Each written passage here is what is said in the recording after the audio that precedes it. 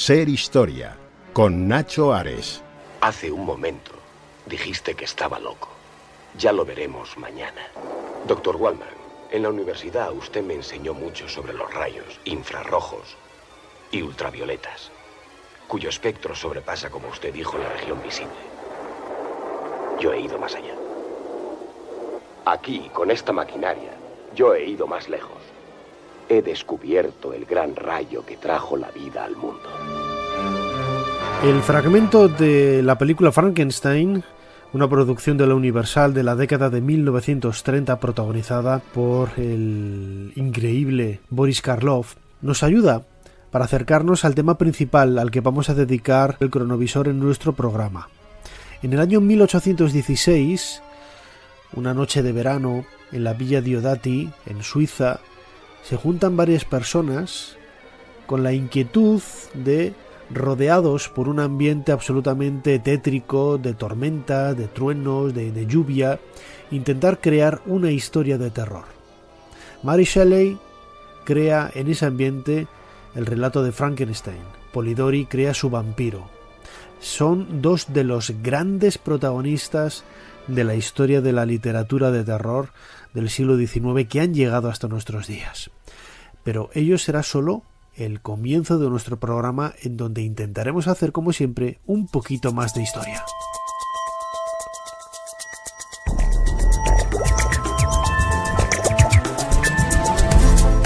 Bienvenidos a Ser Historia. Mary Shelley y su Frankenstein serán los protagonistas del cronovisor junto con Jesús Callejo, pero habrá más historias aquí en este programa esta semana. Viajaremos a comienzos del siglo XX para ver cómo era la vida de la mujer en esa España antes de la guerra civil, en ese periodo de entreguerras. Visitaremos en Huesca la cueva de El Strox, uno de los yacimientos neolíticos más destacados de la península ibérica. Estamos a punto de cumplir 75 años del desembarco de Normandía, otro de los temas que vamos a tratar en nuestro programa, al igual que esa historia del románico con ese código románico que nos ayuda a conocer los lugares más desconocidos de este movimiento artístico medieval. Como siempre, soy Nacho Ares y les doy de nuevo la bienvenida a Ser Historia. ¡Comenzamos! Sigue a Ser Historia en las redes sociales. En Twitter, @SerHistoria. En Facebook, Ser Historia. En YouTube, Ser Historia. Y en Instagram, Ser Historia. Jesús Callejo, bienvenido de nuevo a Ser Historia. ¿Qué tal, Nacho Ares? Bien hallado. Hoy tenemos un cronovisor terrorífico. Tenemos aquí la mesa llena de amigos. Sí, una buena familia, ¿eh? Una buena familia. Monstruosos, criaturas diversas y literatura gótica en vena. Totalmente, porque vamos a viajar a una de las épocas, el siglo XIX, donde nace precisamente, como bien decías, ese tipo de literatura que luego ha trascendido prácticamente hasta nuestros días con muchísimas influencias, y es en la noche donde vamos a estar cuando se crean verdaderos, no iconos, arquetipos del pensamiento humano de contemporáneos, absolutamente contemporáneos. Totalmente, sí. Vamos a ir de lleno a una de esas noches míticas, mágicas, gótica, romántica y macabra, porque lo que son las cosas, ¿no? Como una velada puede generar una expectativa creativa hasta el punto de que dos de las grandes novelas de ese terror gótico nacen en esa noche. Pero es que esa noche nace gracias a la erupción de un volcán que estaba en Indonesia el año anterior. Entonces, si crees en el efecto mariposa, y los científicos sí creen, como el aleteo de una mariposa en el otro confín del mundo puede cambiar los destinos de la humanidad, pues en este caso, sin exagerar tanto, pero en este caso se ve como los efectos concomitantes, ¿no? En este caso de una erupción volcánica, con sus catástrofes, tsunamis, terremotos y el invierno que se provocó, ese invierno, bueno, pues que se llama volcánico, ¿no? Por las circunstancias, ahora lo comentaremos, pues hizo que se refugiaran unos cuantos genios en una casa cerca de un lago en Ginebra, y allí pasa lo que pasa, que si juntas a unas cuantas personas con creatividad literaria, pues les da por crear grandes obras literarias, en concreto 2. Entonces, bueno, eso sí que es un síntoma evidente de que cuando tú dejas fluir la imaginación y dejas fluir sobre todo al genio y la inspiración que todos tenemos, y sobre todo a las musas, pues salen cosas increíbles. Yo creo que revivir esos momentos son fundamentales, porque ahí nos daremos cuenta de que no hace falta buscar un invierno nuclear ni volcánico para darnos cuenta que la inspiración puede estar a la vuelta de la esquina. Maravilloso. Y esa inspiración la tenemos casi sobre la mesa con este teclado, este cronovisor. Ya son más de 100 viajes los que tenemos a nuestras espaldas. ¿A qué fecha nos propones ir esta semana? Pues a la noche del 16 de junio de 1816.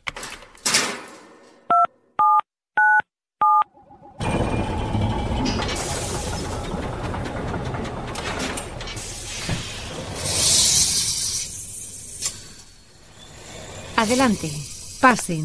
Jesús Callejo les está esperando junto al cronovisor.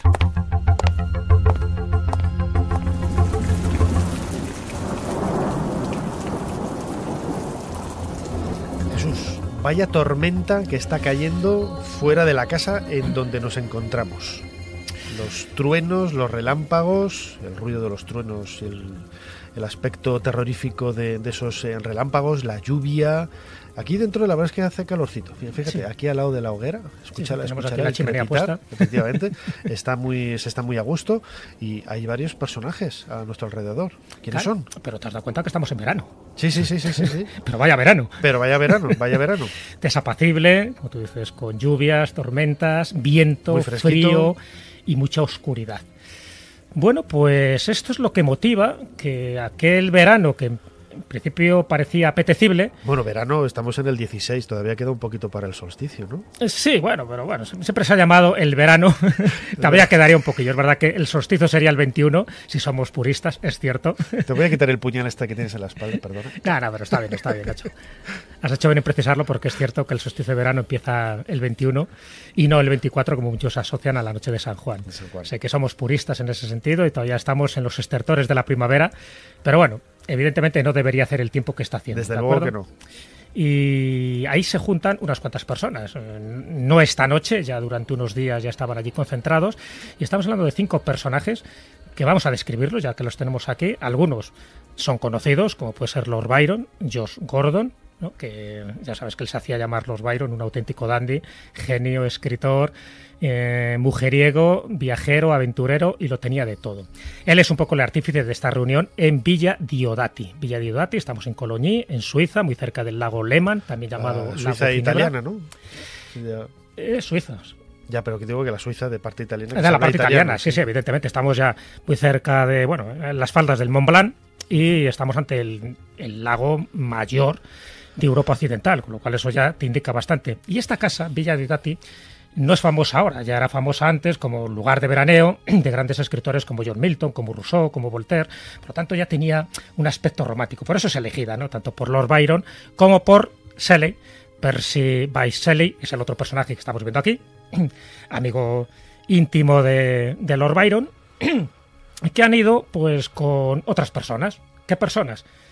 John William Polidori, el secretario médico personal de Lord Byron, ahí lo tenemos, todos muy jovencillos.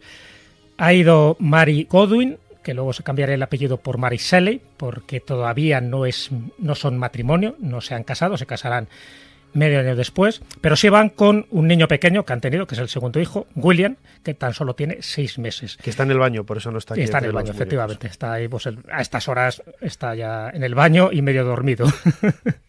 Y la quinta persona en cuestión, que muchas veces se ignora cuando analizamos estos hechos, es Claire Clermont. Claire Clermont es la amante de Byron en ese momento, es la hermanastra de Mary Shelley y en ese momento está embarazada de Byron y con el tiempo va a tener una niña que se llama Alba y que con el tiempo va a cambiar el nombre de Alba por Allegra. Al final también, por desgracia, muere muy jovencita esta niña. Así que este es el perfil de los 5 personajes que tenemos. Como ves, 2 conocidos en aquella época, que es Lord Byron y Shelley, y 2 que no son todavía conocidos, pero que lo van a ser con el tiempo gracias a esta velada, que es William Polidori y que es Mary Godwin, Mary Shelley, en el momento que se case y cambie su apellido, porque ambos son los artífices de 2 obras literarias importantes, reseñables, que es Frankenstein, por parte de Mary Shelley, y El vampiro de Polidori. ¿Cómo surge la historia? Pues ahora mismo lo vamos a contemplar. ¡Oh, es infernal lo de copiar! Estoy harta. No puedo transcribir otra palabra más de estos poemas. Lleva lloviendo así durante semanas. Nos volveremos todos locos. Es que nadie puede pensar en formas de pasar el tiempo. Mary, por favor. No. Tiene razón. Shh. Escuchen. Hay brujas en el viento. Tengo una idea. Cada uno de nosotros escribirá un cuento. Un cuento de fantasmas. Es un concurso, evidentemente. Quien escriba el mejor cuento ganará. Ganará, y desde luego que con un gran éxito.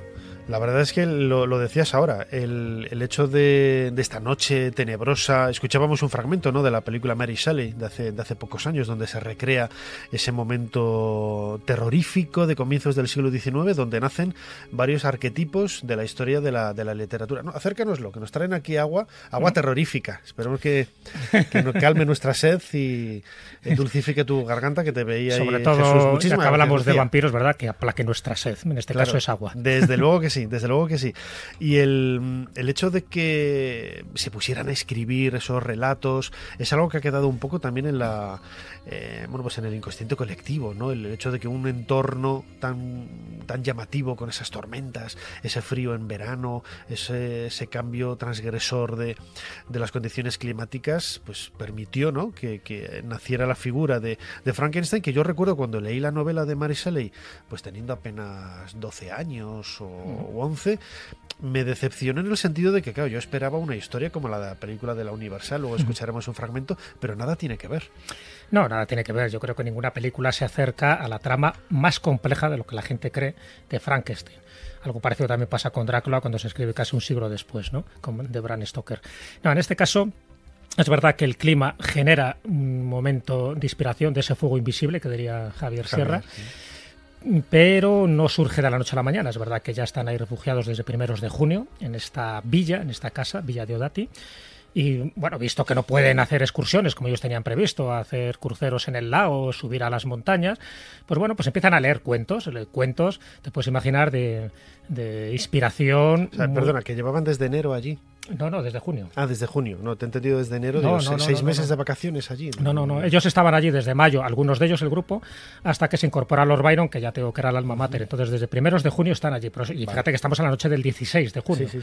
¿Qué quiere decir? Que durante ese tiempo que no pueden salir, pues lo tienen que entretener de alguna manera. ¿Cómo? Pues con un libro que había llevado Polidori, por ejemplo, de cuentos de fantasmales alemanes que estaban traducidos al francés. Ellos hablaban perfectamente el inglés como por su nacionalidad, pero también el francés y algunos de ellos el alemán. Claire Clermont, por ejemplo, conocía 5 idiomas. Entonces se entretienen leyendo este tipo de cuentos hasta que hay un momento en que, visto el aburrimiento general, Lord Byron, que era el más creativo de todos ellos, dice, bueno, ¿por qué no escribimos un cuento lo más terrorífico posible? Damos un plazo de 3 días y al cabo de los 3 días lo leemos y a aquel que gane le damos un premio. Ya veremos a ver. Ten en cuenta que estamos hablando de 3 mujeres y 2 hombres y 2 de ellas estaban emparejadas y Polidori pues tenía unas tendencias sexuales todavía no muy definidas en aquel momento. Entonces, bueno, se crea un ambiente muy curioso, muy tirante también, porque no entre todos se llevaban muy bien. Y efectivamente, pues empieza cada uno a pergeñar uno de los argumentos durante 3 días. Cuando llega el día, es decir, cuando llega la noche del 16 de junio de 1816, ¿qué pasa? Que de esas 5 personas, una ya se sabe que había quedado descartada, que era Claire Clermont, que no tenía ningún interés por escribir y tampoco tenía dotes literarias, pero las otras 4 personas, hombre, se esperaba mucho de Lord Byron, que escribe un poema que llama Darkness, oscuridad, pero que no lo llega a acabar. Shelley se encuentra mucho más a gusto en el verso y no en la prosa, por lo tanto tampoco hace nada. Y mira tú por dónde, John William Polidori, que era este secretario, médico, inglés, pero que se había educado sobre todo en Edimburgo, pues es el que escribe un relato basándose en una novela inacabada de Lord Byron. Uh-huh. Para que entendamos un poco la psicología del momento, Lord Byron no le tenía demasiado aprecio a su médico personal, a Polidori. Siempre le llamaba el pobre Polidori, o le llamaba Polidoli, que era un poco como la muñequita Poli, ¿no? Eso no le gustaba mucho a Polidori, de tal manera que Lord Ruthven, el vampiro protagonista del vampiro, de su novela, es un trasunto de Lord Byron, porque es el primer vampiro romántico de la historia. Ajá. Y los defectos, las manías que aparecen en el protagonista literario se sabe perfectamente que son de Lord Byron. Bueno, luego le costó caro porque la novela, sabes que se publica de forma anónima, todo el mundo piensa que es de Lord Byron y solo cuando consigue un éxito clamoroso es cuando le ponen realmente el nombre de su autor, John William Polidori, que tampoco lo disfrutó demasiado porque se suicida a los 25 años. Pero bueno, dejando este apéndice, la otra novela, la que se lee, la que se declama, es la de Mary Shelley. Y es ni más ni menos que Frankenstein o el moderno Prometeo. Sí. Importante el subtítulo porque lo que hace referencia es a ese Prometeo, en fin, ese titán que roba el fuego a los dioses para dárselo a los humanos. El fuego entendido como conocimiento. Entonces, claro, en esas veladas, las previas a la escritura, ¿de qué habían hablado? Habían hablado de muchísimas cosas, de estos cuentos fantasmagóricos de la tradición popular alemana, pero también habían hablado de los experimentos en electricidad. Por entonces la electricidad estaba empezando, los experimentos de Galvani de finales del siglo XVIII. Y entonces pues habla de los experimentos de John Dippel, se habla de Benjamin Franklin, ¿no? Por ejemplo, pues con todo lo de los pararrayos, se habla de Andrew Cross, por ejemplo, que era un científico en ciernes en aquel momento que hacía experimentos con animales para revivirlos prácticamente cuando estaban inánimes, pero siempre a través de la electricidad. O de Erasmus Darwin, que era el abuelo también ilustre, pero un poco excéntrico de Darwin, del que conocemos, ¿no?, como el padre de la teoría de la evolución. Bueno, pues Erasmus Darwin también hizo experimentos de este tipo. Como ves, yo creo que ya tenemos el ambiente electrizante para que ese germen, esa chispa, y nunca mejor dicho, saliera de la imaginación de Mary Shelley y escribiera este esbozo de relato, porque cuando se publica 2 años después, en 1818, ya está pulido por Percy Shelley. Y luego, cuando conocemos la versión auténtica y definitiva, no es de 1818, sino que es de 1831, cuando prácticamente la reescribe, le añade cosas y le da un prólogo donde se cuenta con detalle todos estos incidentes que acabamos de relatar. Señor Frankenstein es un joven muy inteligente, pero demasiado excéntrico. Estoy preocupada por Henry. ¿Por qué ha dejado la universidad? Le iba tan bien y parecía tan contento con su trabajo. Sus investigaciones en el campo del galvanismo y de la electrobiología iban muy por delante de nuestras teorías en la universidad. De hecho, había alcanzado con ellas un nivel muy avanzado, se estaban volviendo peligrosas. El señor Frankenstein ha cambiado mucho. ¿Quiere decir que ha cambiado mucho a causa de su trabajo? Sí, su trabajo. Su loca ambición de crear vida. ¿Cómo? ¿Cómo? Por favor, cuéntenoslo, sea lo que sea. Los cadáveres que nosotros utilizamos para analizarlos no eran perfectos para sus experimentos. Quería que le consiguiéramos otros cadáveres, pero nosotros no sabemos ni dónde ni cómo conseguirlos. Su petición nos pareció poco razonable y dejó la universidad para trabajar por su cuenta. Encontró lo que buscaba en otra parte. Cadáveres de animales. Bueno, ¿qué importan las vidas de unos cuantos conejos y perros? Creo que no me ha entendido. Al señor Frankenstein solo le interesaba la vida humana. Primero destruirla y luego volver a crearla. Ese era su loco sueño. Su loco sueño, como escuchábamos en este fragmento de la película Frankenstein de la Universal de la década de 1930, pues prácticamente un siglo después, ¿no?, de ser publicada por primera vez la versión extendida y corregida y de este libro de Mary Shelley, Frankenstein, que yo decía antes, yo cuando lo leí pues hace 30 años, bueno más, 30, casi 40 años, claro, yo me esperaba pues un relato de terror, pues condicionado por lo que había visto en la película, ¿no? Y había momentos de reflexión, de mucha tristeza, ¿no? También por lo que se intentaba reflejar ahí entre sus páginas. Lo escuchábamos también en los protagonistas, ¿no? O sea, en aquella época, en el primer tercio del siglo XIX, ya se empezaba a hablar de la electricidad y de muchos mecanismos como este cronovisor que tenemos ante nosotros para poder alcanzar logros en la evolución humana que fíjate, casi 200 años después no hemos conseguido prácticamente nada de lo que se soñaba en aquel momento, de dar vida, ¿no?, con la electricidad. Sí que es cierto que tiene muchísimas utilidades, ¿no?, y que la medicina también se ha utilizado muchísimo para salvar vidas, pero no era quizá lo que se veía en la novela de Frankenstein, de coger trocitos de cadáveres, juntarlos, coserlos y ala, tira para adelante, ¿no? Sí, bueno, ese era el sueño de cualquier científico loco, ¿no? Poder recoger vida inanimada y convertirla en vida animada, pero en el fondo es el mito del golem, que forma parte de las tradiciones judías de Praga. Bueno, siempre ha existido esa idea. Ten en cuenta que cuando surge la electricidad, sobre todo los experimentos de lo que se puede hacer con la electricidad, se generan muchas expectativas. Por supuesto, las novelas de ciencia ficción, de anticipación, se basan en ese argumento, a pesar de que Frankenstein no habla de la electricidad, sino habla de las tormentas eléctricas. Eso es muy importante. Víctor Frankenstein, que es el protagonista, el científico, que por cierto es de Ginebra, con lo cual para que veas la ambientación ya le hacen como natal de Ginebra, a pesar de que también vaya en Alemania. Bueno, viaja muchísimo. Es importante también reseñar que cuando se habla del monstruo de Frankenstein nunca se le da nombre, siempre se habla del engendro de la criatura. Siempre, o sea, Frankenstein se le da por el nombre del protagonista. Y también hay que desmentir algo que mucha gente tiene como algo fijo e indubitado por las películas, es que el monstruo era un descerebrado. Para nada. Tú lees la novela y has visto que los discursos que te da el monstruo, sobre todo al final, cuando está en el Ártico, pues son discursos filosóficos muy bien construidos y de una riqueza intelectual tremenda. Es decir, que tenemos una imagen bastante estandarizada y a veces también peyorativa de lo que es el monstruo de Frankenstein. Es verdad que también hay una moralina en toda la obra de Mary Shelley. Mary Shelley, por cierto, que no es la única obra que escribe. Luego tiene una obra que es El último hombre, que para mí es incluso mucho más reveladora que en Frankenstein, porque está hablando ni más ni menos de una epidemia general, más bien una pandemia provocada por la peste en el siglo XXI que arrasa a la humanidad en 7 meses prácticamente. Es decir, que ella veía los peligros que tenía la tecnología no bien controlada, y por supuesto los virus que se pueden escapar de un laboratorio, es no controlar el poder destructivo que tienes, y ahora mismo podríamos destruir la humanidad 40 veces si empezáramos a sacar virus y bacterias que tenemos en los laboratorios, mucho más destructor todavía que las bombas atómicas. Bueno, pues eso Mary Shelley en su momento lo sabe determinar, y de hecho tiene una vida mucho más longeva que el resto de los hombres, porque, y esto es un dato curioso, Nacho, fíjate que hay 5 personas hay 3 hombres y 2 mujeres. Bueno, las mujeres viven bastante. Una de ellas, Mary Shelley, llega hasta los 53 años y Claire Kermont llega hasta los 80 años. Pero los 3 hombres no viven más de 8 años después de este incidente o de esta anécdota que ocurre en Villa Diodati. Por distintas razones, cada uno va muriendo.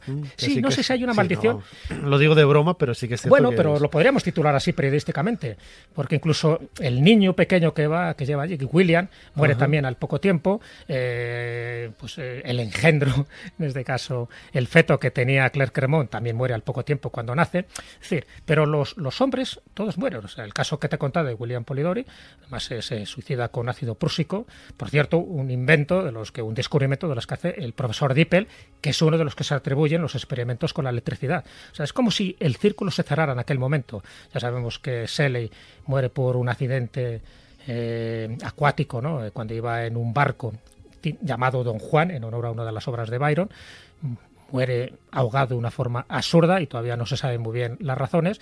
Y en el caso de Lord Byron, que era muy aventurero, sabes que va a Grecia para intentar auspiciar la independencia de Grecia del Imperio Otomano, y al final muere en Missolonghi, pues de unas fiebres, porque él era epiléptico y bueno, contrajo allí todo tipo de enfermedades, incluso las sangrías que le hicieron. Entonces todos ellos mueren en una edad muy temprana, pues un poco reivindicando el mito del poeta romántico. Ya sabes que el poeta romántico tiene que escribir una buena obra o unas cuantas, y sobre todo morir de una forma prematura y de lo más aventurera posible.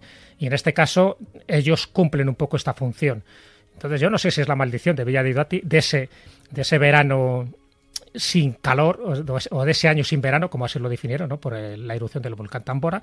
Pero fue muy interesante porque ese volcán, que lo hemos contado de una forma anecdótica, sí que marca un antes y un después en la Europa de aquella época, y sobre todo del hemisferio norte, porque de entrada ese volcán se carga a 71.000 personas, pero genera, por ese invierno que genera las cenizas y el azufre, genera una hambruna de tal manera que mueren de hambre. Mucha gente por Por eso, porque no tenían suministros, porque evidentemente no había plantas, porque los animales domésticos estaban agonizando y no había alimento suficiente. Entonces se produce una mortandad terrorífica y no solo dura 1816, sino también los 2 años siguientes. De hecho, 1817 lo llaman el año de los mendigos, porque hubo tantos pobres en Inglaterra y en Francia que tuvieron que denominarlo así. Y todo como consecuencia de este efecto mariposa que te decía.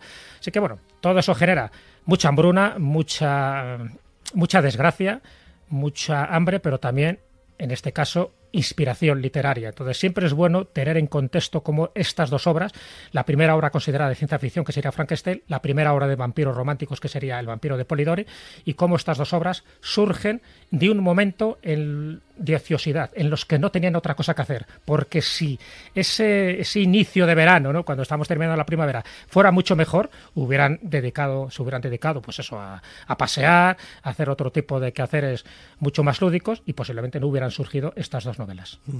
Y una de ellas, El vampiro de Polidori, lo que hacía era rescatar un poco tradiciones europeas muy asentadas desde prácticamente la antigüedad, ¿no? Yo recuerdo el viaje que hicimos a Croacia hace pues 1 año y medio prácticamente, esa localidad pequeñita, ¿no?, Kringa, en donde se decía que ahí había nacido el primer relato, la primera documentación histórica de un vampiro en Europa, ¿no?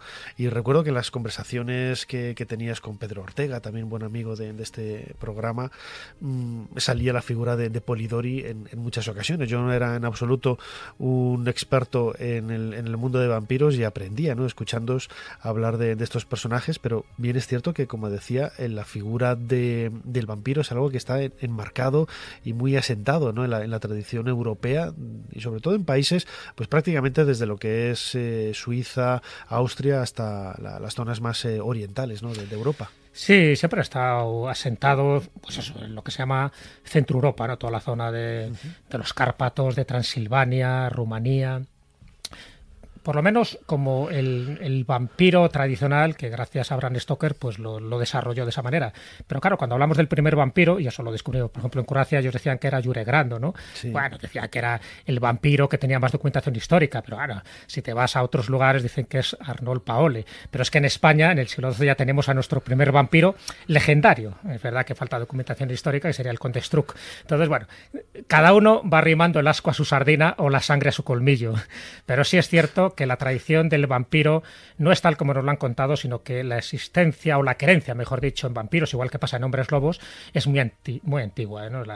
La opción esa de que hay determinadas personas que se tienen que alimentar de sangre, o de personas que se pueden transformar en un tipo de animal, como puede ser el lobo. Bueno, pues eso ya te digo que está muy arraigado en la cultura clásica.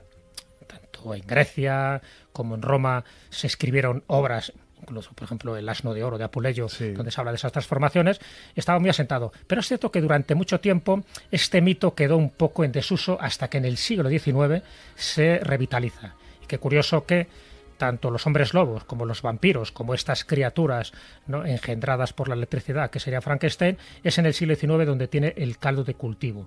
Y ya a partir de ahí, ya con el siglo XX, con el inicio ya del cine, fíjate que una de las primeras películas es Nosferatu, con el inicio del cine y después con todas las sagas literarias como Crepúsculo, no pasa nunca de moda. Se le vuelve a reinventar y se vuelve a recrear.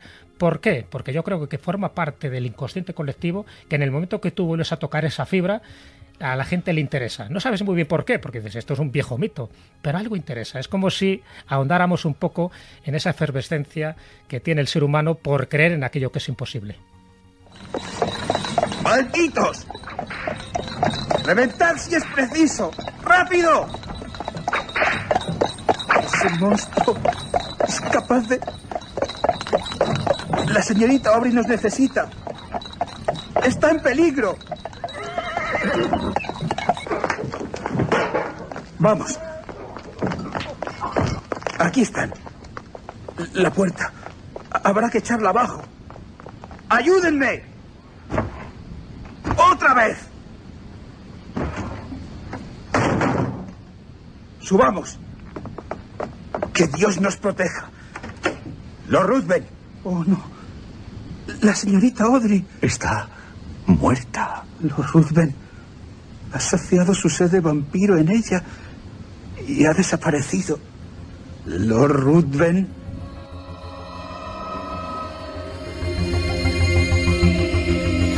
Escuchábamos una dramatización de este vampiro de Polidori, esa obra que surge a partir de esos días un tanto controvertidos del mes de junio, de mediados de junio del año 1816. Jesús Callejo, crononauta. Era la primera vez que se escribió un cuento de estas características. Tuvo un grandísimo éxito, como decíamos, y lo cierto es que empieza a tirar de miedos que ya estaban muy presentes, ¿no?, en la tradición europea, y que encajan perfectamente en esa mentalidad de la época, esa mentalidad romántica, en donde en la primera mitad del siglo XIX pues todo aquello relacionado con el amor, el erotismo, el terror, lo gótico, pues tiene su apego. Así es, muchas veces creen mucha gente que el vampiro aristocrático surge con Bram Stoker, ¿no?, en 1897, que surge con Lord Ruthven. ¿Por qué? Porque ya es aristocrático, viste bien, ya digo que intenta simular la figura de Lord Byron, que vestía bien, ya digo que era un dandy, es frío, es distante, es pálido, o sea que tiene ya todas las características de ese vampiro romántico. Por supuesto, le gusta los devaneos sexuales, considera que el sexo también es una forma, ¿no?, de generar energía y de alimentarse de ella, porque claro, un vampiro, el vampiro clásico, no solo se alimenta de sangre, también sabe que la energía, los vampiros psíquicos, la energía del otro ser humano también te realimenta. Eso es muy importante también tenerlo en cuenta. Entonces es cierto que Polidori, claro, ya te digo que la desgracia de Polidori, se retiró demasiado pronto porque se suicidó con 25 años, pero todas las circunstancias que le llegaron a él era dar un pelotazo y sin embargo no disfrutarlo, porque se publica la novela de forma anónima. Todo el mundo considera, incluso Goethe, que la novela es de Byron. Está tan bien escrita que es de Byron. A Polidori no le dan ningún tipo de autoridad literaria. Es verdad que él se basa en un texto inacabado de Lord Byron, pero luego lo recrea. Entonces, claro, todo eso le sumió en una depresión y cuando ya funciona la novela es cuando él ya le ponen su nombre. Pero ya llegó tarde porque estaba metido, ya te digo, en otro tipo de líos psíquicos que le obligaron a tomar esa decisión tan drástica, ¿no?, de suicidarse. Entonces, bueno, cuando conoces un poco la vida del pobre Polidori, como así le llamaba Mary Shelley, le llamaba Lord Byron, pues te das cuenta que su vida pudo haber sido mucho mejor y además fue un médico muy precoz. Él tenía 21 años cuando está en Villa Diodati y ya era médico, es decir, que tonto no era.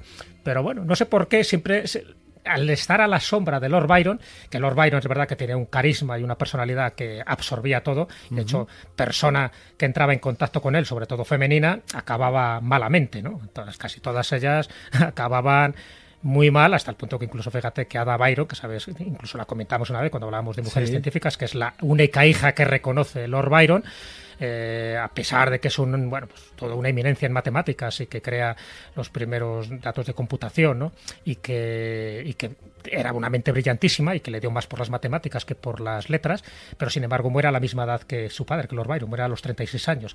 O sea, que de una forma o de otra nadie tiene una vida muy longeva.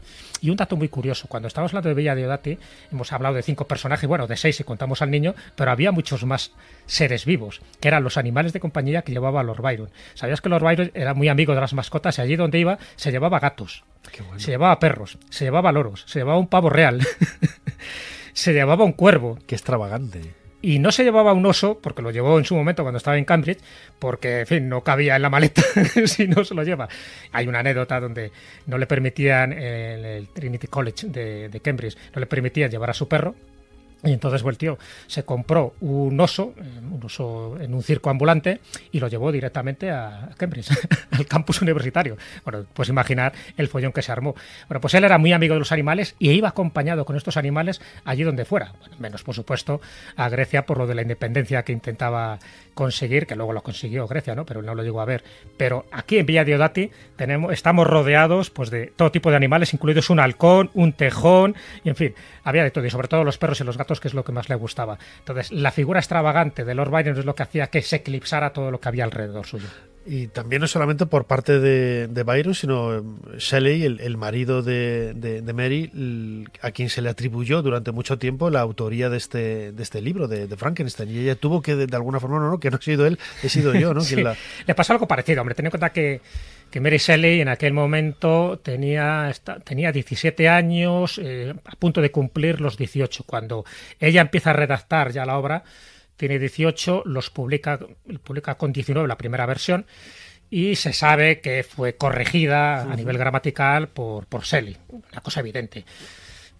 Sí, con el tiempo ella no se encuentra muy a gusto con esa última redacción y la vuelve a reescribir hasta la última edición que se hace cuando ella está viva, que es en 1831. Entonces, en un principio, sí es cierto que se le atribuye a ella, pero con la influencia y con el estilo de Percy Shelley. Y luego ella, para reivindicar un poco que tenía dotes literarias, y luego lo demostró con las distintas obras, incluso con su diario íntimo, que está muy bien redactado, pues nadie ya tuvo ninguna duda de que esta mujer era capaz de escribir de esta manera. Pero claro, es que recordemos que tenía 18 añitos solo. Entonces, escribir una novela de estas características, aunque fuera embrionaria, con 18 años, indica que ya tenía talento. Lo mismo que le pasó a Polidori, con la diferencia que Mary Shelley sí pudo disfrutar del éxito, sí que pudo escribir más obras, a pesar de que la vida que tuvo Mary Shelley fue bastante tormentosa, como esta noche del 16 de junio, porque tuvo 5 hijos, de los cuales 4 se la murieron, en fin, tuvo distintos percances de salud y no la permitió vivir cómodamente como ya le hubiera gustado y con el reconocimiento oficial, ¿no? Recordemos que era una mujer y por lo tanto también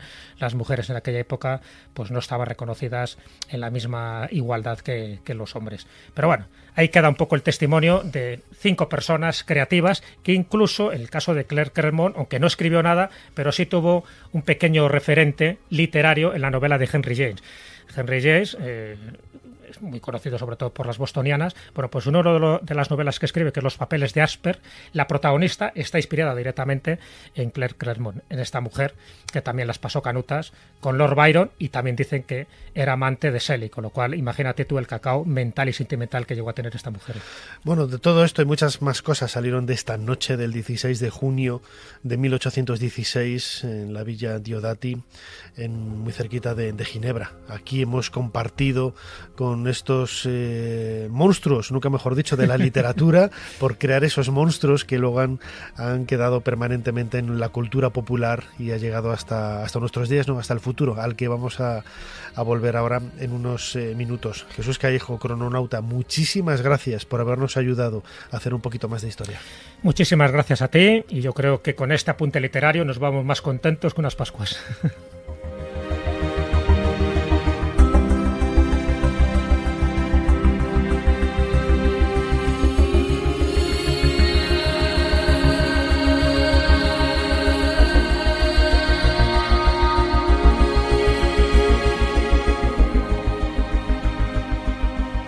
La sangre hierve cuando un soldado entra en batalla. ¿Qué sabrá Alejandro de batallas, Aristóteles? La guerra no siempre se gana con la espada, Filipo. A veces conviene usar la cabeza. Ser Historia con Nacho Ares. Todo lo que quisiste saber de la historia, la madrugada del sábado al domingo en la cadena SER. Españoles, ha llegado para nosotros el momento más temido que esperado de recoger las ansias, de atender el clamoroso requerimiento de cuantos amando a la patria no ven para ella otra solución que libertarla de los profesionales de la política. Este movimiento es de hombres. El que no sienta la masculinidad completamente caracterizada, que espere en un rincón, sin perturbar los días que para la patria preparamos. Españoles, ¡viva España! ¡Y viva el rey!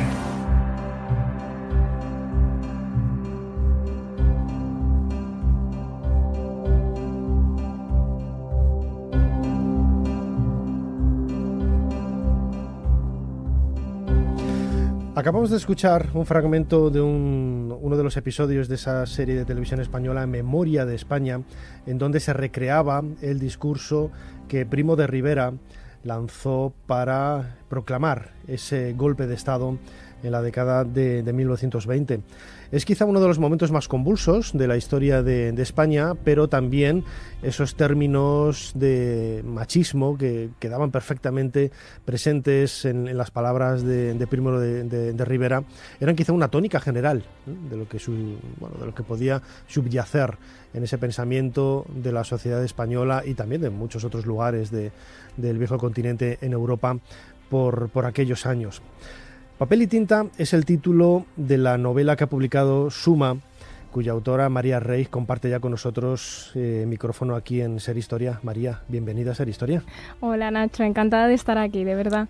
María Reig, como digo, acaba de publicar esta que es su primera novela, Papel y tinta, en donde recrea la vida de una joven que se adentra en el mundo, pues a nosotros ahora nos parecerá absolutamente normal, ¿no? Pero en aquella época debió de ser totalmente transgresor el hecho de querer estudiar, querer aprender, querer abrirse camino por sí misma en una sociedad, como escuchábamos ahora en este primer corte del documental de televisión española, pues absolutamente machista, ¿no? María, tú recreas muy bien en tu novela, que es tu primera novela también, y todas las críticas que he leído son fantásticas al respecto. Luego he tomado nota de algunos de los comentarios que he podido ver en algunos foros.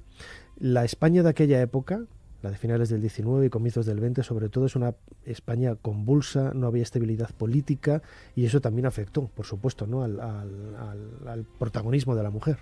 Exactamente. Además, es una época que además en muchas ocasiones se ha visto como difuminada, ¿no?, en favor de hitos históricos que toman quizá a lo mejor más protagonismo, ¿no?, a principios del siglo XX. Sin embargo, es un momento en el que se sientan las bases de lo que sucederá en España en el resto, ¿no?, de décadas, y que va a ir perfilando a la sociedad tal y como hoy la conocemos.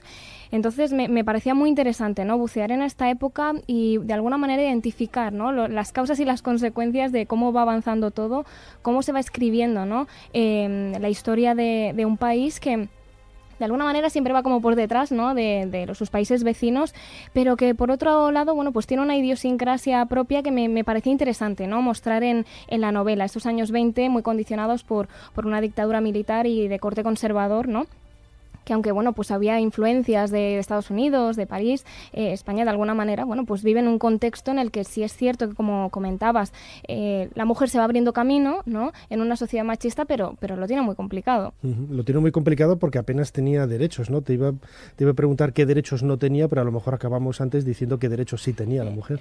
Exactamente. A partir de 1910 a la mujer se le permite acceder a los estudios superiores sin tener que disponer del consentimiento de su padre o marido, ¿no?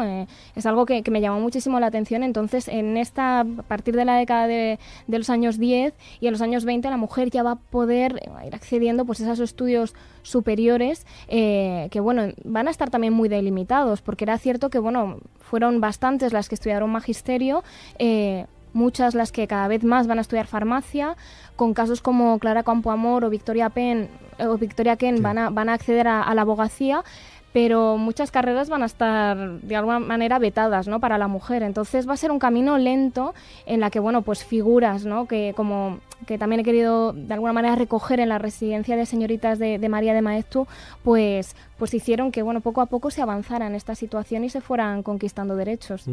Porque ahí lo acabas de mencionar, María, hay algunos oficios, algunos trabajos, algunos aspectos académicos del mundo académico que estaban más relacionados, ¿no?, con el mundo de la mujer, como bien decías ahora, farmacia, la enfermería, ser maestra, profesora.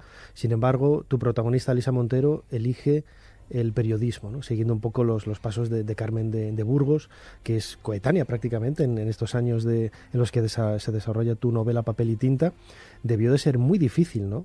Además, en un ambiente convulso, en donde había problemas con los sindicatos, la burguesía, todo ello liderado por hombres, que una mujer se entrometiera, ¿no?, por ahí para intentar contar al resto de la sociedad lo que estaba sucediendo. No la debían de tomar en serio, ¿no?, como sucedía con Carmen de Burgos, que muchos de los artículos los firmaba con seudónimo de varón masculino. masculinos. Exactamente, ¿no? Además no fueron pocos los casos, ¿no? de mujeres que tuvieron que recurrir a seudónimos para que se los tuviera en cuenta, y también casos de mujeres que, aun habiendo demostrado su valía en otras secciones, muchas veces se las, entre comillas, confinó, ¿no? A las secciones dirigidas a mujeres, ¿no? Es decir, la periodista tenía sentido en la década de los 20, en la medida que escribía temas que a las mujeres les interesaban, ¿no? El hogar, la moda, los niños, sin plantearse que la mujer tenía las mismas motivaciones, ¿no? que los hombres, y podía, pues tener ese interés, ¿no? Que es algo que se ve en figuras como Carmen de Burgos o Sofía Casanova, que ellas dieron un paso más allá, ¿no? No solamente informó sobre la política, la economía cercana, sino que soy corresponsal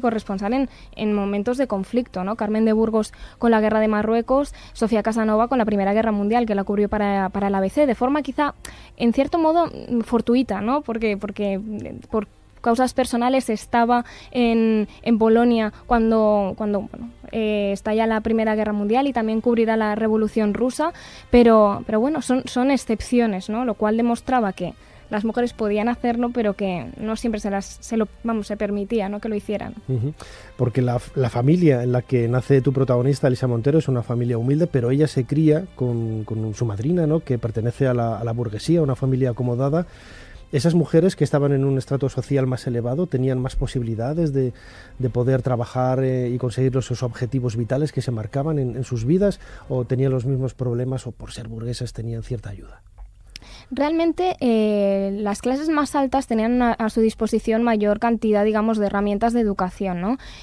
Muchas eran educadas en casa, las mujeres sobre todo, y de alguna manera tenían a su disposición pues información, la posibilidad también de formarse, ¿no? En numerosos, la mujer tenía muy delimitada, ¿no? la formación, pero para expresarse con corrección, pues tener unas nociones, ¿no? básicas del mundo. Pero es cierto que si nos fijamos un poco en la propia lógica, ¿no? de la figura de la mujer en una familia acomodada, realmente la mujer no necesita, no se necesita trabajar fuera del hogar, porque el hombre ya mantiene, ¿no? y trae dinero a casa. Entonces, en ese tipo de familias era mucho más difícil justificar la presencia de la mujer fuera. De hecho, la mujer va saliendo, digamos, de ese papel tradicional, primero en momentos de guerra, ¿no? En la Primera Guerra Mundial es bastante llamativo en Europa porque, por ejemplo, la mujer tiene que hacerse cargo de esas fábricas que los hombres, pues evidentemente que están en el frente, no pueden tomar las riendas, ¿no? Entonces la mujer empieza a ir asentándose o a ir encontrando su hueco, ¿no? en el panorama laboral. Pero también lo encontraremos a lo mejor en mujeres de clases más bajas que por necesidad, por tener que comer, pues van a trabajar en fábricas también, o van a ser modistas y demás.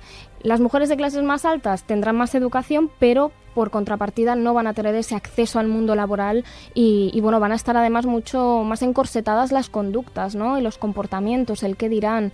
Elisa en ese sentido no lo va a tener fácil, porque no solamente tiene su condición de mujer, sino la clase social a la que pertenece. Es un doble reto, ¿no?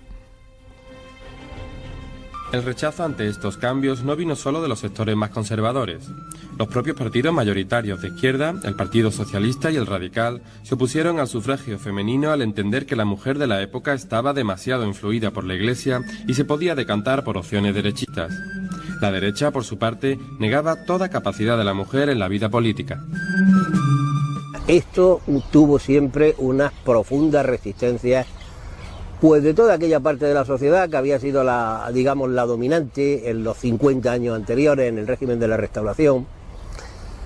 Y yo diría que no exageramos si comentamos que ninguno de los grandes proyectos republicanos llegó a buen puerto de manera clara. Aunque efectivamente hubo algún logro, lo que hoy llamaríamos una sociedad paritaria, esto no llegó a la República, creo. Wow, menudo zambombazo ha metido ahí nuestros amigos músicos. Decía que escuchábamos un fragmento de un documental de Canal Sur, en donde escuchábamos también a Julio Aróstegui, catedrático de Historia Contemporánea de la Universidad Complutense de Madrid, hablando precisamente de que, pues poco a poco se iban abriendo esas puertas, esas nuevas posibilidades, pero aún así había todavía muchas dificultades por algo que a mí claro, un siglo después, fuera de ese contexto tan encorsetado, como decía nuestra invitada María Reig, autora de esta novela Papel y tinta, publicada por Suma, pues marcaba el pensamiento, cualquier aspiración de las mujeres y también de los hombres, como luego hablaremos a continuación. María, es curioso, ¿no?, que incluso había mujeres en aquella época que se oponían al voto de ellas mismas, ¿no? Parece como tirarse piedras, ¿no?, de su propio tejado por ese argumento, ¿no?, de que las mujeres iban a estar condicionadas por sus maridos, las ideas más conservadoras, la iglesia, los confesores, cosas así un poco que hoy nos cuesta creer, pero que era la normalidad de aquella época. Exactamente, y bueno, al final fue lo que enfrentó, ¿no?, a Victoria Kent con Clara Campoamor, y que finalmente, bueno, pues tristemente muchos acabaron diciendo, bueno, que para al final Victoria Kent había tenido razón, ¿no?, con esta teoría que había defendido, pero que al final no dejaba de privar, ¿no?, a ciudadanas que tenían que tener los mismos derechos que el resto, ¿no?, de algo básico, que es su participación en la vida pública, porque bueno, también asumían las consecuencias, ¿no?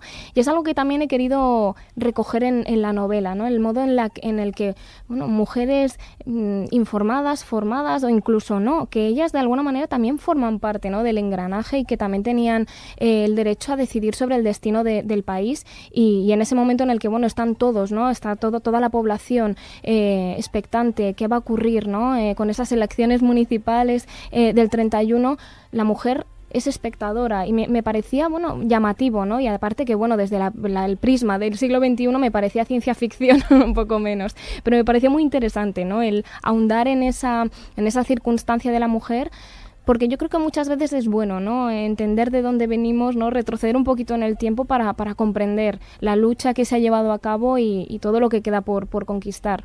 Lucha que, como decía hace unos minutos María, bueno, surgía de la propia mujer, pero lucha en contra, es decir, porque en definitiva es un problema de educación, ¿no? Lo vemos salvando todas las distancias del tiempo, los horizontes temporales, el mundo, etcétera, en las sociedades musulmanas, por ejemplo, cuando se intenta dar a la mujer una serie de derechos, ellas mismas en muchas ocasiones van contra esa idea, ¿no?, porque prefieren mantener y no entienden que pueda haber una estructura social que vaya más allá de lo establecido, ¿no?, y no comprenden que el papel que ellas desempeñan pues pueda ser igual al de la mujer, ¿no? Incluso aquí en nuestro país se ha criticado en ocasiones a las estructuras gitanas, ¿no?, donde también la mujer tiene ese papel mucho más conservador, y ellas mismas lo aceptan y lo toman como algo natural, ¿no? En aquella época también la propia mujer, como decía antes, que había pues, personas políticas que iban en contra del voto de la mujer, ese problema quizás se hubiera resuelto o se va resolviendo poco a poco con la educación, ¿no? Exactamente, te lo iba a decir ahora mismo, Nacho, que a mí me apasiona el poder que tiene la educación, ¿no?, en la población, en las nuevas generaciones, y creo que de ahí vienen, ¿no?, los problemas de que incluso las propias mujeres muchas veces no en ciertos momentos de la historia no hayan considerado que ellas eran merecedoras de un derecho básico, ¿no? Pienso que cuando llevas toda la vida desde pequeño, ¿no?, o desde pequeña en este caso, entendiendo el mundo, ¿no?, con unas directrices, con unas realidades, con unos convencionalismos, con unos prejuicios, e incluso es muy complicado sin coger una perspectiva quizá más amplia, ¿no?, sin tener esa visión, digamos, de conjunto, realmente, contradecir lo que te han dicho durante toda la vida. Yo creo que es ahí donde encontramos estos casos de mujeres, ¿no?, que no reconocen para ellas algo de lo que están gozando el resto, ¿no?, del resto de la población, en este caso la población masculina. Entonces yo es algo que también he querido de algún modo reflejar en los personajes de la novela y en Elisa, porque Elisa su primera lucha va a tener que ser consigo misma, precisamente por lo que tú decías, cuando a ti te dan una educación, sobre todo en estratos sociales más altos, en los que está todo, digamos, pautado, condicionado, es muy complicado entender que lo que te han dicho toda la vida, esto es así, y no hay por qué plantearse que sea de otro modo, empezar a poner, ¿no?, los interrogantes a las cosas. La mujer no tiene derecho a voto, ¿de verdad? O es algo que se puede cambiar, que podría verse de otra manera, ¿no? La mujer tiene que tener el permiso de de su padre o de su esposo para recibir incluso no herencia de su propia familia, ¿no? Para abrir una cuenta, es decir, porque una mujer tiene que ser ciudadana de segunda. Entonces, esta época de la historia es muy interesante porque empiezan a cuestionarse, ¿no? Estos dogmas tan digamos, interiorizados en la sociedad. Una sociedad que poco a poco va despertando en esos anhelos de la mujer, pero como te comentaba una lectora en uno de los de foros que he estado leyendo estos días, donde decía que es cierto, te da toda la razón, te felicita por la novela, pero matizaba que también los hombres, ¿no?, se sienten también oprimidos, lógicamente nada que comparar con el caso de las mujeres, pero que era una sociedad, en definitiva, y las mujeres estaban mucho más perjudicadas, pero los hombres también estaban constreñidos, ¿no?, pues por esa mentalidad conservadora, tradicionalista, que les impedía hacer un montón de cosas, ¿no?, que hoy nos parece algo absolutamente natural, pues que estaba mal visto y se les señalaba pues por darse un verso en la calle, cosas que nos parecen totalmente absurdas, ¿no? Era una sociedad que en definitiva, bueno, pues se apretaba un poco de una manera más fuerte o menos fuerte a muchos sectores, ¿no? Exactamente, y de algún modo, como tú comentabas, ¿no?, tanto hombres como mujeres tenían muy pautado el comportamiento, y esto hacía que casi todo, ¿no?, casi cualquier cosa, o incluso la forma en la que te vestías, la forma en que te comportabas en la calle, es decir, no había casi margen de reacción. Y al final se acaban generando, pues como decíamos, ¿no?, juicios constantes al de al lado, que tampoco creo que sean sanos, ¿no?, para una sociedad, pero evidentemente digamos, había una larga tradición, ¿no?, de esos clichés con hombres y mujeres, y en la novela, de hecho, pues con un recurso, ¿no?, que me permito utilizar, digamos, en toda la historia de Lisa, con ese seudónimo masculino que va a utilizar y, bueno, que se desarrolla de alguna manera, realmente se puede, ¿no?, apreciar esa misma época, pero desde el punto de vista de, bueno, cuáles eran las dificultades, ¿no?, que tenían los hombres, porque también las tenían, ¿no? Al final, hombres y mujeres vivían pues muy condicionados por las apariencias, ¿no? Sobre todo estamos hablando de unas clases más altas, ¿no? Las clases más bajas pues vivían otro tipo de penurias, ¿no?, y de necesidades, y muchas veces pues tampoco estaban al quite del que dirán, ¿no? Estaban, pues intentando comer, ¿no?, y sobrevivir, sí, pero les daría un poco igual votar o no. El caso era tener un trozo de comida para llevarse día a día, ¿no? Pues todo ello lo refleja muy bien nuestra invitada María Reig en esta fantástica novela Papel y tinta, publicado por Suma, en donde se reconstruye, yo creo que de una manera extraordinaria, la historia de España en ese primer tercio del siglo XX, como una mujer, Elisa Montero, pues lucha contra sí misma y contra su entorno por alcanzar un sueño, que era el de ser periodista y contar historias a los lectores y contar historias a la gente que le rodeaba. María Reig, muchísimas gracias por habernos ayudado a hacer un poquito más de historia. Gracias a vosotros, de verdad, Nacho.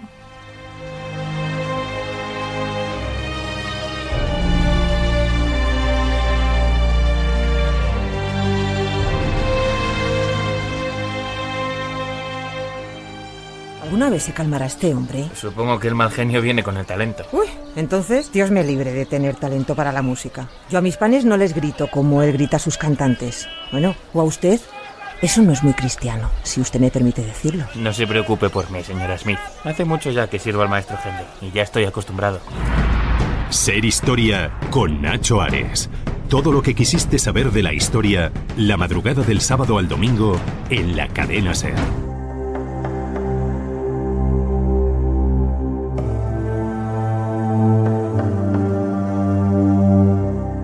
La cueva del Strocs se localiza en la comarca de la Ribagorza, al norte de la Sierra del Turbón, en el término municipal de Bisaurri. Es quizá la cueva con hábitat neolítico situada más al norte dentro de la comunidad autónoma. Hemos documentado una superposición de hogares y de suelos de habitación neolíticos, hasta 6 suelos distintos con sus hogares correspondientes. Todo ello nos indica que la cueva fue habitada durante bastante tiempo, y los primeros análisis indican que estamos en un momento en torno al sexto milenio antes de Cristo, con lo cual nos encontraríamos en una fase de neolítico antiguo.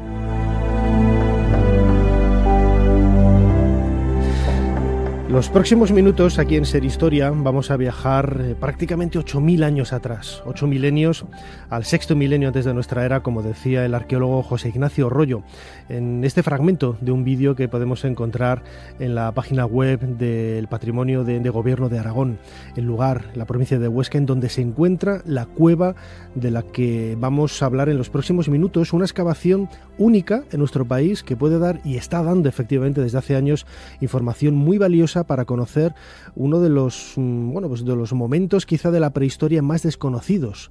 Quizá siempre hemos puesto todos los focos en el Paleolítico Superior, hace 15.000, 20.000 años, con esas pinturas maravillosas, pero lo más cercano a nosotros, al Neolítico, esa piedra nueva, en donde la agricultura empezaba a ser la fuente de riqueza y la creación, esos primeros pasos de pueblos, a lo que luego, con el paso del tiempo, comprenderían esas culturas, esas civilizaciones, tanto en Oriente Próximo como en Occidente.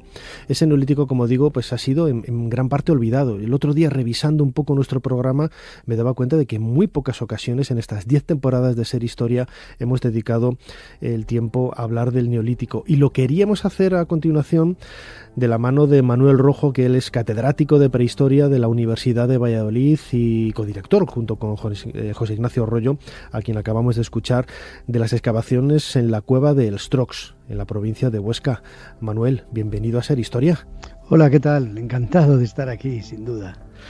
Manuel, la primera pregunta, como decía ahora, quizá cuando hablamos de Neolítico siempre se generaliza, ¿no? Y vamos, los libros de historia, yo recuerdo cuando estudiaba, que se focaliza más en Oriente Próximo, cuando surgen las culturas, alrededor de los grandes ríos. Sin embargo, en Occidente el Neolítico tuvo un peso realmente importante, como uno de esos peldaños, ¿no?, que el ser humano tiene que ir recorriendo para ascender por la escalera de la evolución.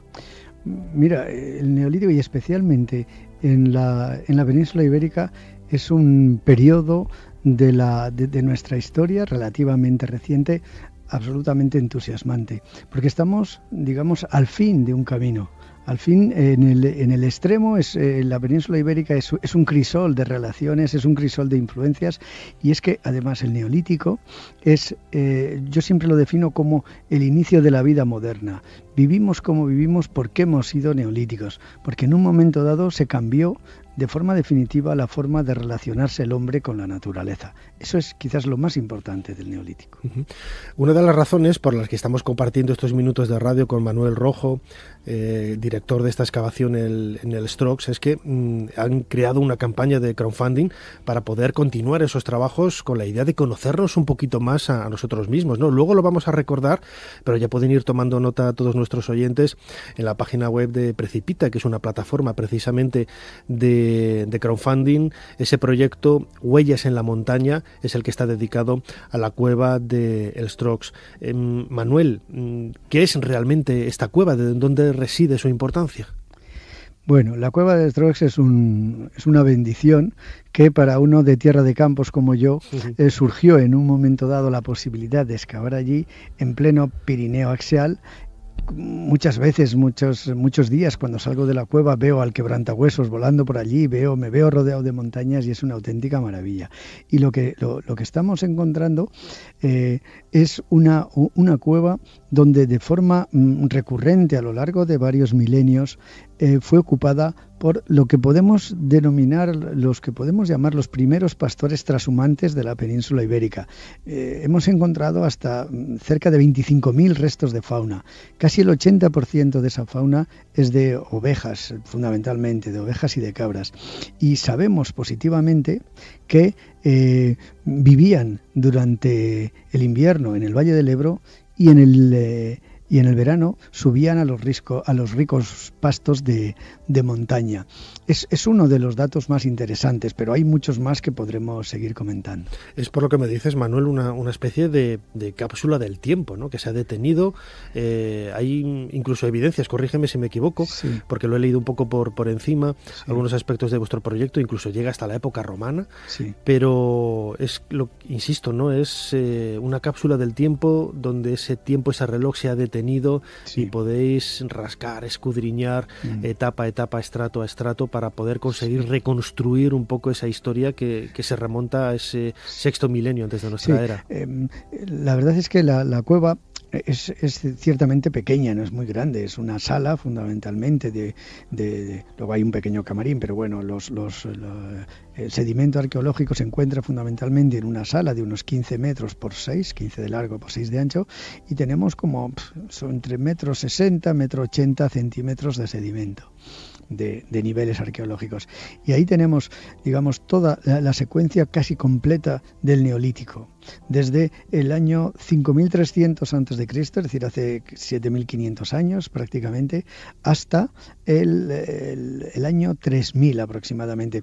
Pero es que en la última campaña que hicimos allí, en un pequeño camerín a la entrada de la cueva a la derecha, hemos iniciado un sondeo donde hemos descubierto lo que es el inicio de una gran fosa donde han empezado a salir un montón de restos humanos con unas piezas líticas, unas puntas de unos foliáceos, unas puntas de flecha de un tamaño considerable, bellísimas, bellísimas. Y precisamente eso es una de las partes que nos faltan de concluir, sobre las que tenemos que aportar más conocimientos.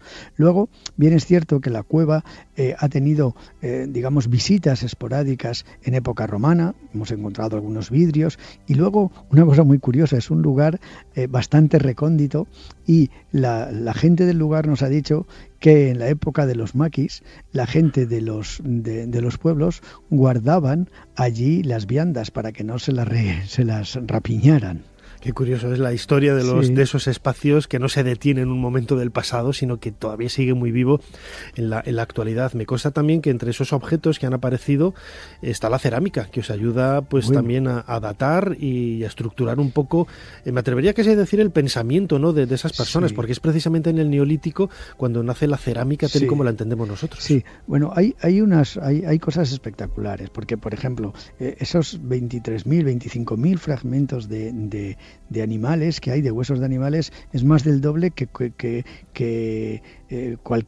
los restos que aparecen en cualquier otro de los yacimientos de la península ibérica. Pero es que la primera labor, por decirlo de alguna manera, que realizaron los que ocuparon esporádicamente esa cueva fue pavimentar el suelo, porque es una cueva muy fría. Cuando estamos allí en el verano, el equipo de excavación con todas las luces puestas y 8 personas excavando, hay entre 6 y 8 grados de temperatura, y hay veces que el suelo kárstico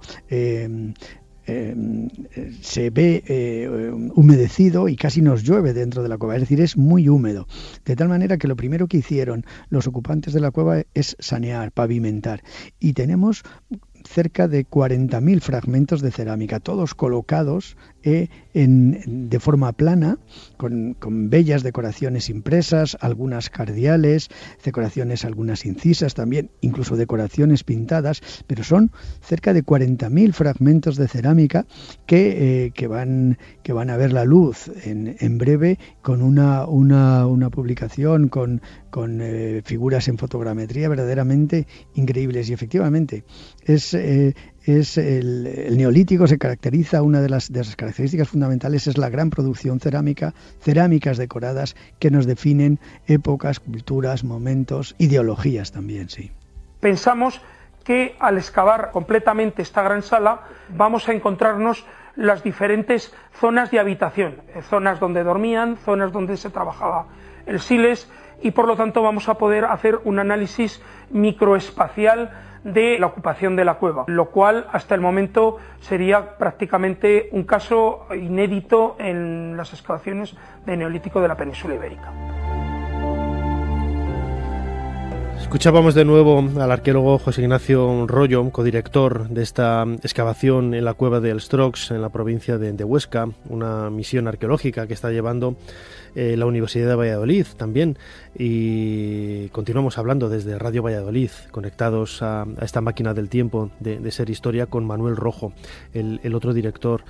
Manuel, escuchábamos ahora a mi tocayo Nacho hablando de esa singularidad, ¿no?, de esos aspectos extraordinarios con que cuenta la cueva. Y tú lo anunciabas un poquito antes, hace unos minutos, hablando de esos restos humanos que han aparecido en algunos espacios de la cueva, y que imagino que será también lo más emocionante para un arqueólogo, ¿no? Porque es estrechar prácticamente la mano a las personas que allí vivían, ponerles rostro y sobre todo, pues lo que comentamos siempre, ¿no? Ese vínculo afectivo humano que te hace disolver los miles de años de distancia que hay y crearlo pues en apenas un pequeño instante, ¿no? Sí.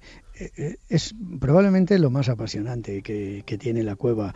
Sobre todo en el nivel inferior, en el más antiguo, hemos encontrado restos de hasta 6 individuos, a los cuales hemos hecho análisis genético nuclear, y sabemos que era un grupo familiar, porque tenemos constancia de que había un padre y un hijo, seguros. Un padre de unos 29, 30 años y un hijo de 6. Y luego los otros 4 individuos tienen relaciones familiares muy próximas, tíos, algo así. Y sobre todo, lo que hemos encontrado en estos restos humanos son unos signos de violencia absolutamente extrema. Hay una mujer, por ejemplo, que tiene un flechazo en el occipital, y luego no les bastó con eso, con abatirla de un flechazo, sino que luego tiene evidencias de golpes en el temporal izquierdo y en el frontal. Pero luego los huesos largos, casi todos los huesos largos están machacados, las partes blandas están machacadas. Es decir, probablemente para que esta gente pudiera realizar esta actividad económica especializada, como es los movimientos altitudinales, más que una transhumancia, que es un fenómeno medieval, tuvieron que tener primeramente un conocimiento exacto del territorio y, en cierta medida, una conquista del territorio. Nadie se arriesga a perder todo lo que uno tiene, su rebaño de ovejas, si no conoce, si no ha conquistado el territorio. Pasa lo mismo que en la Edad Media. El honrado concejo de la Mesta surge después de la victoria contra los almohades en las Navas de Tolosa, es decir, cuando hay una pacificación del territorio. Pues esto, 5.000 años antes, ocurre en la cueva de Trox. En esta cueva, como dices, han aparecido esos restos humanos con evidencias muy claras de violencia, lo que nos está induciendo a pensar pues en un ambiente convulso, ¿no? En la propia lucha por mantener los propios recursos, seguramente pues con otras familias, vecinas. ¿Cómo podemos interpretarlo todo? Es complicado porque digamos, la escena del crimen, por decirlo de alguna manera, solo nos la podemos imaginar, no podemos saber a ciencia cierta, porque, por ejemplo, muchos colegas me dicen, bueno, ¿y esa cueva, los enterramientos? Digo, no, perdón, es que no es una cueva sepulcral. Lo que hay allí no son enterramientos, es una deposición de huesos humanos, además huesos que estuvieron pululando por la cueva durante 200 años como mínimo. Hemos encontrado lo que nosotros llamamos una máscara de un niño de 6 años, tiene todo el frontal y toda la cara, que da la sensación cuando lo coges de que es un cuenco. Y hemos datado esa máscara que estaba encima justamente de un feto de cordero, y tiene la máscara 200 años más que el feto de cordero. Es decir, que esos restos humanos estuvieron sirviendo a modos de ofrendas rituales o de algo. Culto a los ancestros, quizá, ¿no? Sí, sin lugar a dudas. Pero lo que pasa es que ahí surgen muchas dudas. ¿Quién les mató y cómo llegaron a la cueva? Porque sabemos positivamente que no fueron muertos dentro de la cueva, porque, por ejemplo, tenemos evidencias en un cráneo que le traspasó una flecha completamente de lado a lado y entró por el temporal derecho, y al salir por el temporal izquierdo no atravesó todo el cráneo, sino que le levantó. Es decir, para que eso se produjera, probablemente tendría que haber sido asesinado, por decirlo de alguna manera, fuera de la cueva, porque dentro es un espacio muy reducido. Entonces tenemos que pensar probablemente en eso, en una conquista, en cierta medida, del territorio frente a otros grupos probablemente similares y que quizás quisieron también desarrollar este tipo de actividad, pero que evidentemente eran incompatibles los dos grupos. Tenemos apenas un par de minutos para ir acabando. Manuel Rojo, catedrático de de Prehistoria de la Universidad de Valladolid y director de esta excavación en el Strox, en la provincia de Huesca.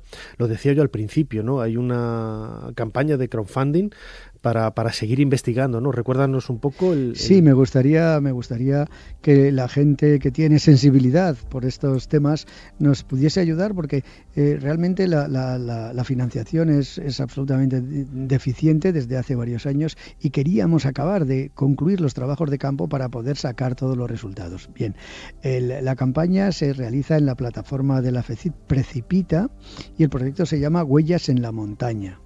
Necesitamos conseguir hasta 7.500 euros, llevamos la mitad. La verdad es que nos gustaría que nos pudiesen ayudar. E insisto, es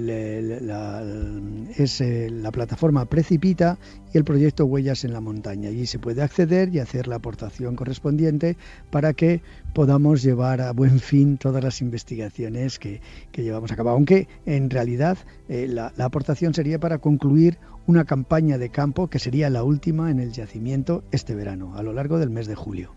Pues seguro que muchos de nuestros oyentes han tomado buena nota para colaborar con este maravilloso proyecto. Manuel Rojo, lo dicho, muchísimas gracias una vez más por habernos ayudado. Muchísimas gracias a ti y al canal Historia. Muchas gracias.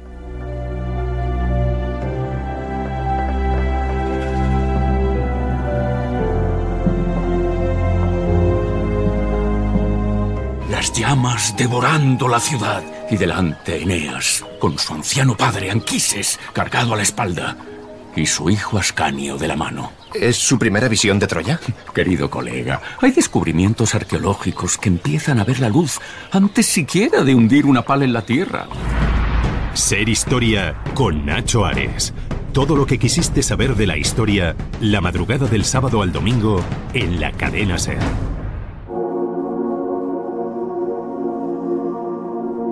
El Código Románico.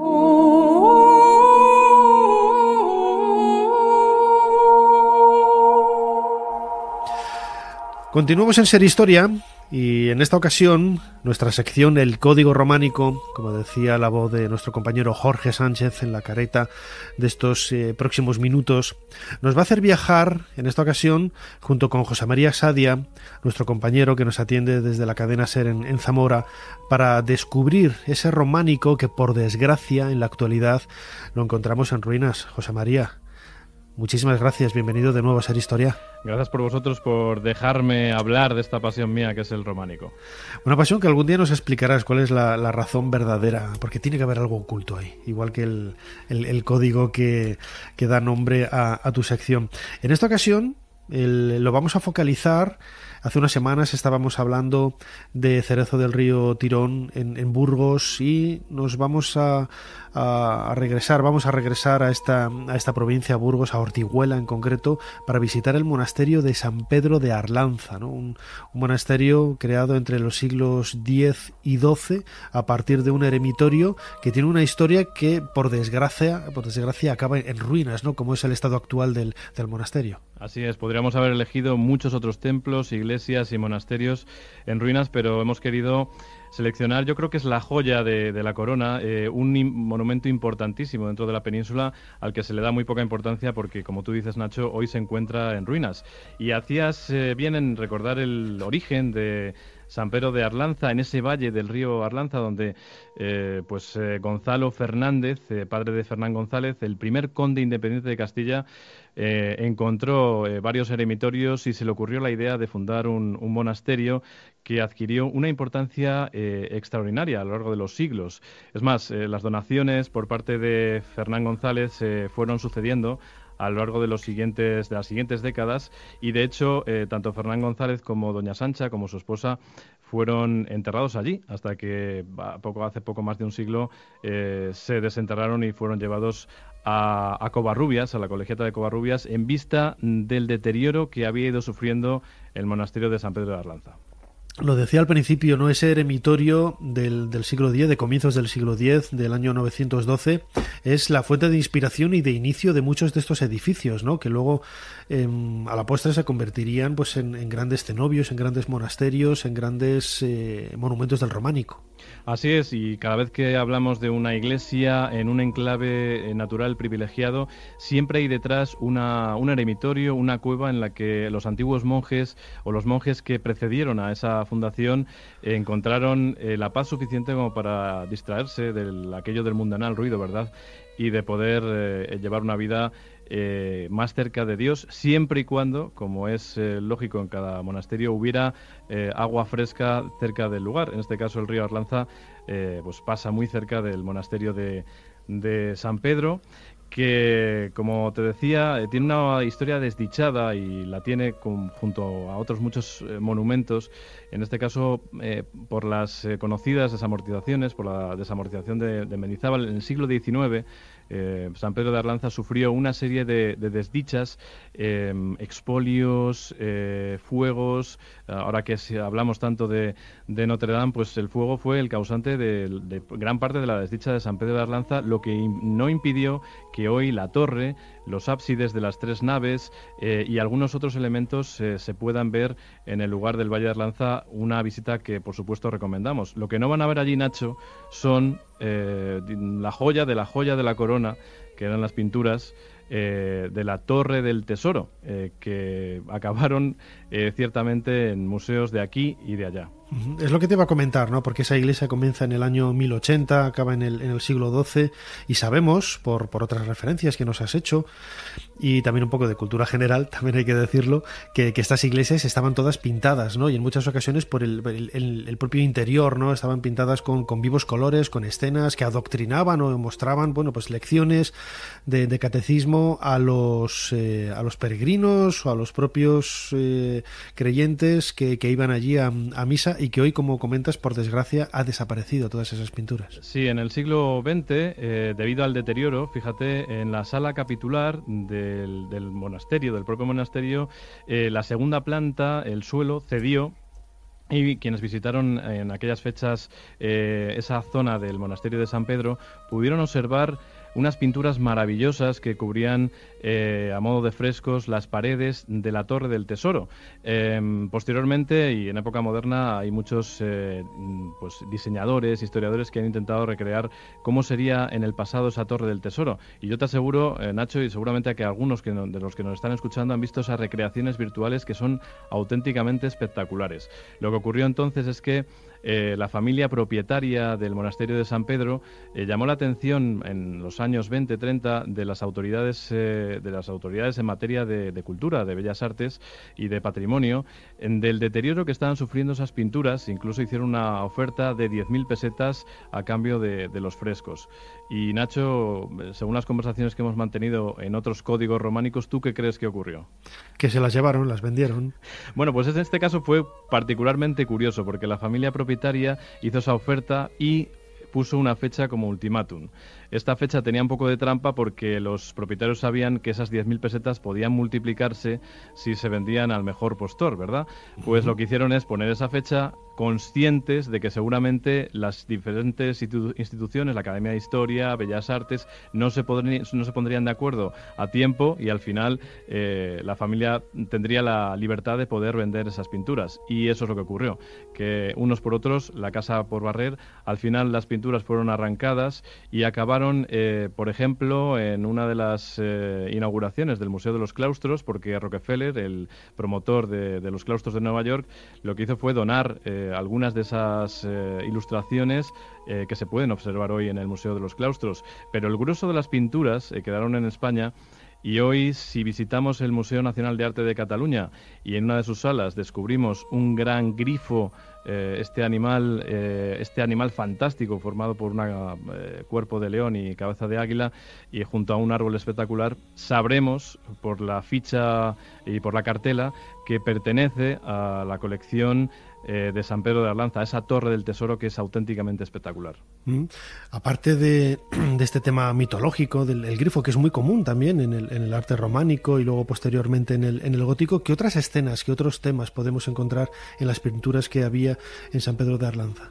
Pues había una serie diversa de ilustraciones que enmarcaban en realidad varios animales. De hecho, en el Menac, en los claustros de Nueva York se puede ver a un dragón, es decir, que los animales eran los que gobernaban esa torre del tesoro, pero también, y seguramente que te viene a la cabeza, Nacho, esa imagen simbólica, icónica de San Pedro de Arlanza con el castillo, que hoy se puede ver también en el Menac, que era uno de los símbolos del propio lugar. Recordemos que hace poco estabais en San Juan de la Peña y se decía aquello de que San Juan de la Peña era la cuna del Reino de Aragón. Bueno, pues hay que decir que la Torre del Tesoro del Monasterio de San Pedro de Arlanza es considerada como la cuna del Reino de Castilla, y de hecho hacíamos referencia antes a Fernán González. Es decir, que las pinturas, más allá de ser decorativas, tenían un gran poder icónico, un gran poder simbólico dentro de ese valle mágico que es el Valle de Arlanza. Una prueba más de que merece la pena divulgar, contar la historia a través de esta sección El Código Románico con nuestro compañero José María Sadia, para conocer un poco los entresijos y vericuetos de la historia de los monumentos, cómo adquieren ese estado ruinoso que tienen en la actualidad y cómo algunas de sus partes pues han conseguido salvarse pues por aventuras de lo más variado. José María Sadia, una vez más, muchísimas gracias por habernos ayudado a hacer un poquito más de historia. Y gracias a vosotros por dejarme hacer historia con vosotros.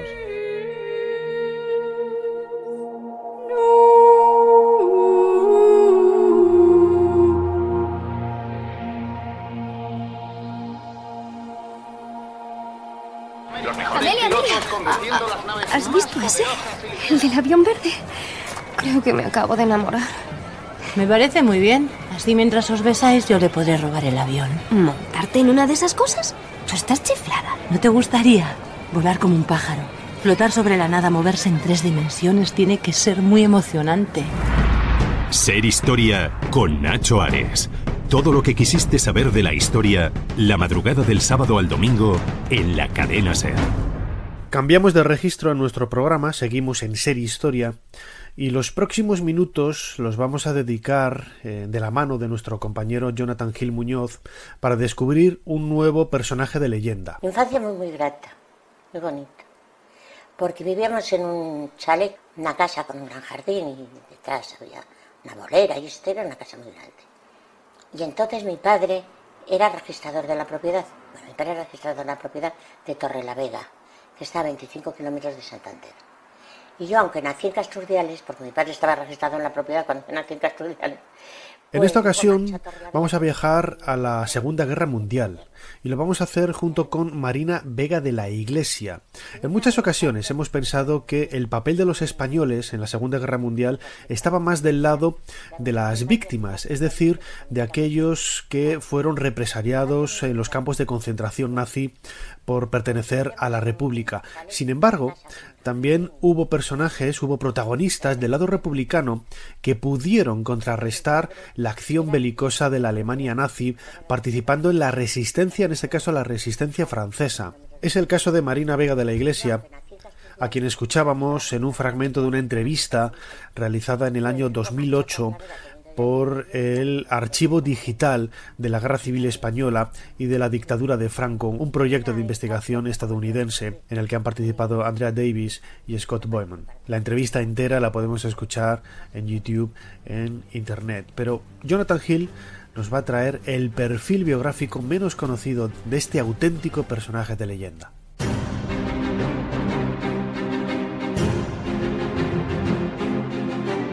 Durante la Segunda Guerra Mundial, muchos fueron los españoles que lucharon por liberar a Europa del nazismo.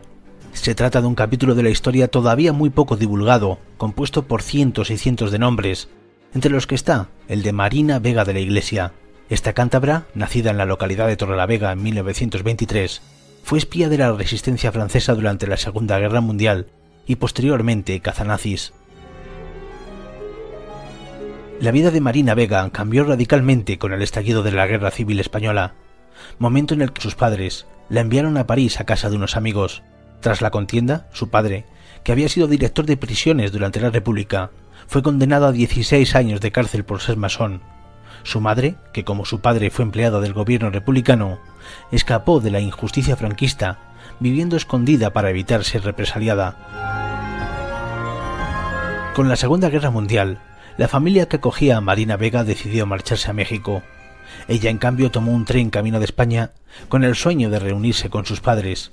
Tras entrar a formar parte de la resistencia francesa, su trabajo consistió en el transporte de dinero y documentación entre España y Francia, además de introducir personas en nuestro país, principalmente judíos franceses que huían de los nazis. Al ser descubierta por el servicio de contraespionaje franquista, tuvo que escapar a Francia, donde siguió realizando labores de información hasta que concluyó la Segunda Guerra Mundial. Fue entonces cuando comenzó su trabajo como cazanazis al servicio del Estado galo. Marina Vega es enviada a España, desde donde manda camino de Francia para ser juzgados a muchos de los nazis y colaboracionistas que se habían refugiado en la península. Finalmente, en 1950, Marina Vega es desmovilizada, estableciendo su residencia desde entonces hasta nuestros días en España. Una activa defensora de la libertad y leyenda viva de nuestra historia moderna. En la cadena SER, Ser Historia, con Nacho Ares.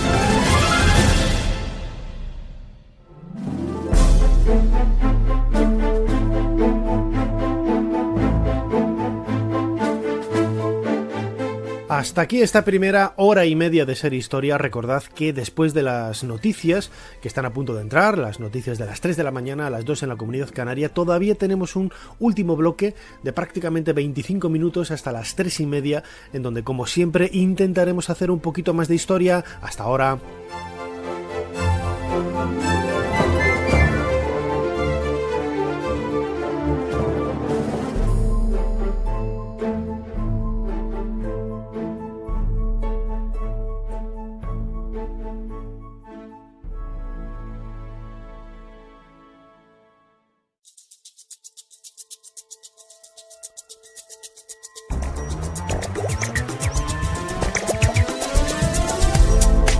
Estás escuchando Ser Historia en la cadena SER con Nacho Ares.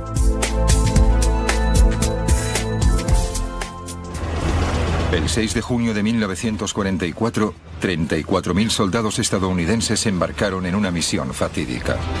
En 1944 los nazis ocupaban Europa. Los aliados lanzaron el mayor ataque de todos los tiempos desde el mar contra una costa fuertemente defendida por las fuerzas alemanas. Era la mejor oportunidad para liberar el oeste de Europa. Sin embargo, para los soldados, incluso si llegaban hasta la costa, era una batalla por la supervivencia.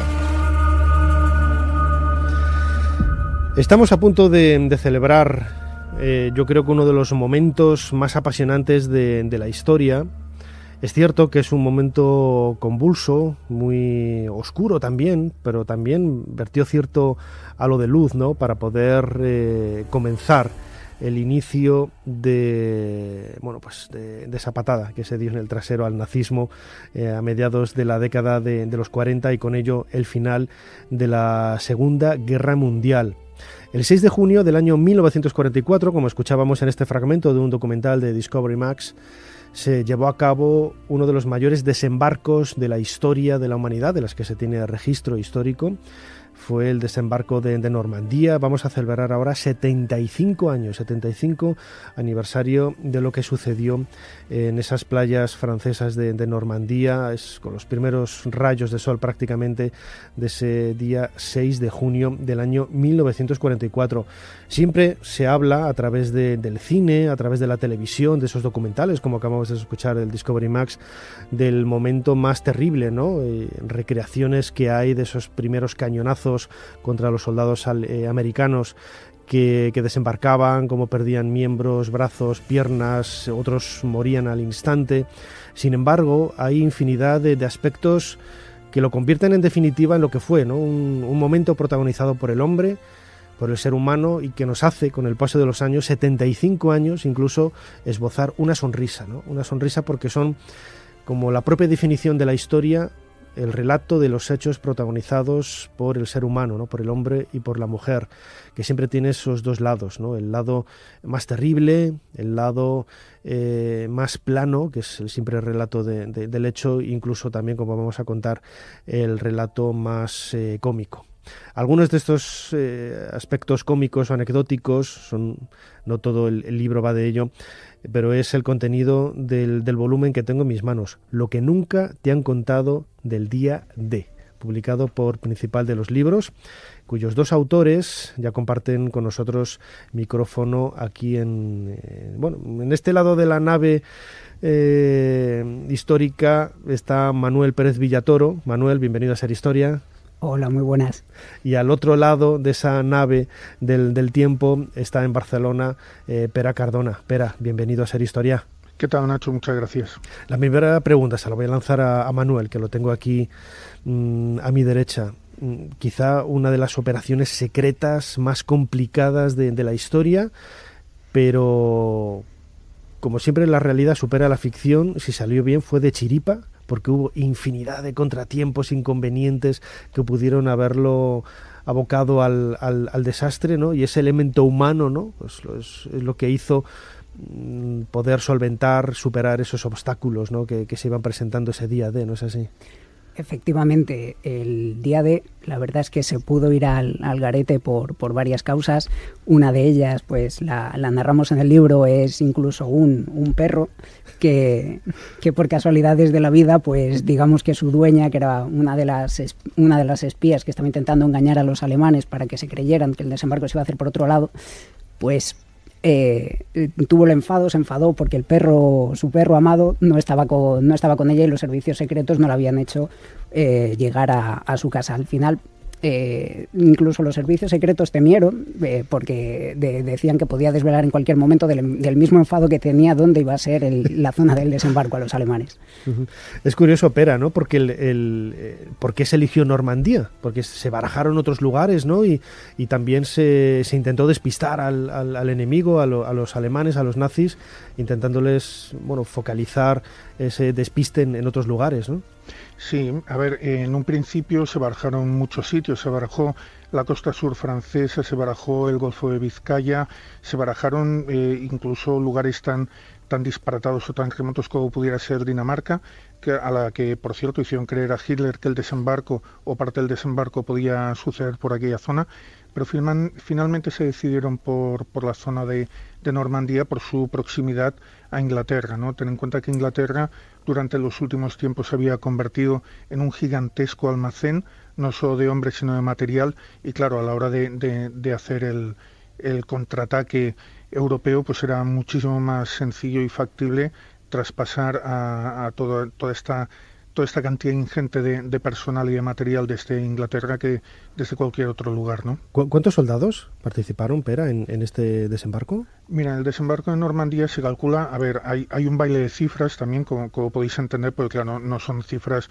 muy exactas, ¿no? Se calcula que durante la primera noche cruzaron el canal unos 150.000, 156.000 soldados, parte de ellos lo cruzaron en barco, otra parte lo cruzó en planeadores o bien saltando en paracaídas, pero se calcula también que desde el día 6 de junio hasta finales de agosto llegaron a cruzar desde Inglaterra cerca de 2 millones de hombres. Uh-huh. Y Manuel, de todos esos millones y sobre todo, ¿no? el propio día 6 de junio, la cabecera de toda esa marabunta debió de ser terrible por el número de bajas, ¿no? Porque claro, eran carne de cañón, eran los primeros que iban a recibir el guantazo de los alemanes que estaban esperándoles ahí en la playa. En efecto, las bajas son muy cuantiosas, sobre todo durante la primera oleada, y en ese sentido sí que es verdad que el cine se ha portado bien con Omaha, porque es cierto que es la que más bajas tuvo. Se calcula, como comentábamos en el baile de cifras, de 2.000 a 4.000. Uh-huh. Que no son pocos. Incluso lo contáis Manu, en una de las anécdotas que a mí me parecía muy gracioso, un oficial, ¿no? Mayor, un anciano que iba casi en cachava y que pues me recordaba un poco a los de Asterix, ¿no? Que cachava en mano, casi se lanzó ahí, casi no podía ni caminar, pero el tío envalentonado, ¿no? A querer participar en esta operación. Efectivamente, era Roosevelt, el hijo del 26º presidente de los Estados Unidos, y es precioso imaginarse a este hombre con sus 56 años sin poder casi moverse porque tenía un problema en la pierna y dando golpes a todo el mundo que le decía que por favor, que le querían ayudar a subirse en la lancha de desembarco. Pera, ¿cuándo comienza el desembarco en sí? Yo he dicho el 6 de junio de 1944, muy pronto por la mañana. Sí, el desembarco empieza a primera hora de la mañana. A ver, ten en cuenta que desde el día anterior, desde días antes, los barcos iban cruzando el canal y iban tomando ya posiciones para llegar hasta las últimas posiciones enfrente de las playas. ¿Y los alemanes no les veían? Los alemanes en un principio no les vieron, porque aparte ten en cuenta que también se hicieron muchas operaciones de distracción con aviones que iban sobrevolando el canal y iban lanzando unas tiras de aluminio que se llamaban Windows, que lo que hacían era despistar a los radares, ¿no? Entonces, claro, las estaciones de radar de los alemanes recibían miles y miles de millones de puntitos en su pantalla y pensaban que era un mal funcionamiento del radar, ¿no? Y no llegaron a sospecharlo. Qué curioso, la verdad es que el ingenio, ¿no?, que se suscita en circunstancias como estas. Lo hemos comentado en otras ocasiones, Manuel, el hecho de que el conflicto bélico, bueno, pues impone, ¿no?, me atrevería a decir, un número de bajas terrible en una operación como esta, el desembarco de Normandía, del que estamos celebrando el 75 aniversario, ese 6 de junio de 1944, y que vosotros reflejáis muy bien en el libro Lo que nunca te han contado del día D.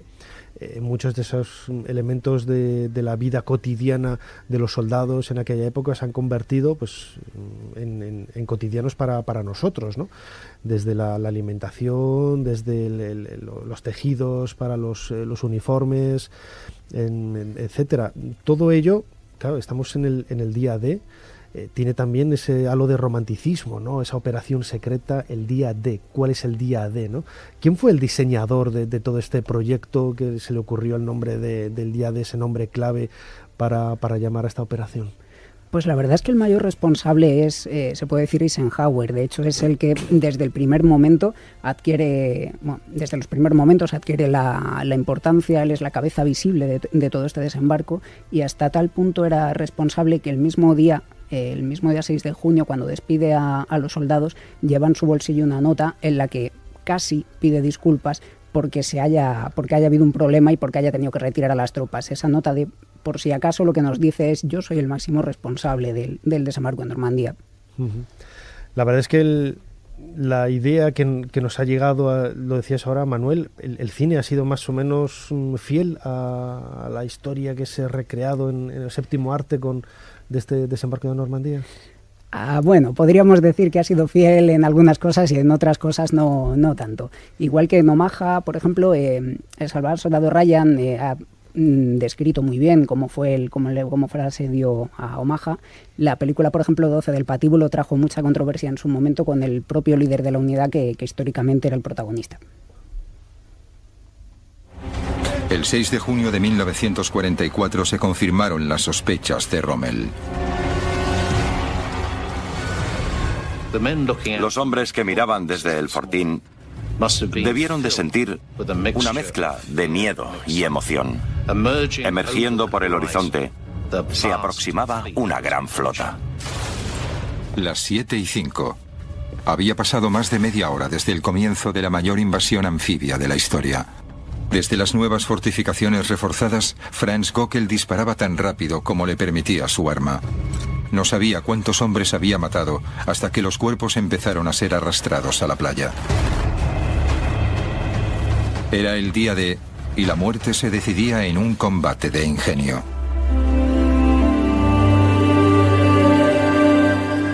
Ese día D, como escuchábamos ahora en un nuevo fragmento de un documental sobre el desembarco de Normandía del canal Discovery Max, murieron decenas de miles de personas. Lo cierto es que, siempre vemos quizá el lado más positivo, ¿no? De, pues eso, la llegada de los aliados a Europa para liberar del nazismo a esa Francia ocupada y otros países del viejo continente que habían sido ocupados por el nazismo. ¿Recibió algún tipo de ayuda el bando aliado, más allá de los agentes o de los dobles agentes espías que hubiera por parte de oficiales nazis, de soldados nazis? Porque recordemos que luego, con el paso del tiempo, es cierto que muchísimos soldados que estaban en el lado nazi pues se arrepintieron totalmente al ser conscientes de la vorágine absolutamente inhumana y salvaje en la que se había convertido el régimen que ellos en teoría estaban defendiendo, ¿no? Incluso hay casos de oficiales nazis que durante juicios a personas que estaban en los campos de concentración, pues abrieron las puertas para que pudieran salir y huyeran esos judíos, ¿no?, etcétera. ¿Ellos eran conscientes de lo que se les venía encima y pudieron haber ayudado de alguna forma, casi de una manera anónima, como si fueran hoy héroes perdidos? Claro, ten en cuenta que muchos de los muchachos que estaban defendiendo en aquel momento Normandía eran chicos muy, muy jóvenes. ¿Por qué? Porque el ejército de Hitler en aquel momento empezaba a estar bastante mermado. Había tenido muchas bajas en el frente ruso, tenía muchas bajas en otros frentes. Entonces, claro, tenían que empezar a estirar de gente muy joven, muchos de los cuales venían de juventudes hitlerianas o muchos venían de algún tipo de servicio social. Entonces, claro, todos estos muchachos, cuando llegaron allá, pues se encontraron metidos en una guerra, se encontraron metidos en un fregado que en muchas ocasiones los superaba amplísimamente, ¿no? Este es el caso, por ejemplo, de Alberto Winterhall, del cual también explicamos la historia en el libro, ¿no? Un muchacho que nació aquí en un pueblecito de Lérida, de padre alemán y de madre española, y que cuando estalló la Segunda Guerra Mundial se lo llevaron hacia la isla de Rhe, en la costa atlántica. Estuvo un par o tres de años allá prestando servicio. La verdad es que en un sitio que casi era un balneario, porque allá no hubieron combates ni hubo nada, pero a partir del desembarco de Normandía lo cogieron a él junto a todos sus compañeros, los subieron a camiones apresuradamente y los lanzaron a Normandía, pues claro, a intentar atajar todo aquello que estaba llegando desde la otra parte del canal, ¿no? Entonces, claro, muchos de ellos, muchos veteranos, cuando hablas con ellos, claro, ellos lo primero que te dicen es que eran gente muy joven, era gente que estaba metida en una guerra que muchas veces ni les iba ni les venía, y sin lugar a dudas había muchos de ellos también que cuando se dieron cuenta de todo lo que significó el régimen nazi, pues claro, empezaron a explicar pues todas las barbaridades que se habían cometido para intentar ayudar a que se hiciera justicia, ¿no?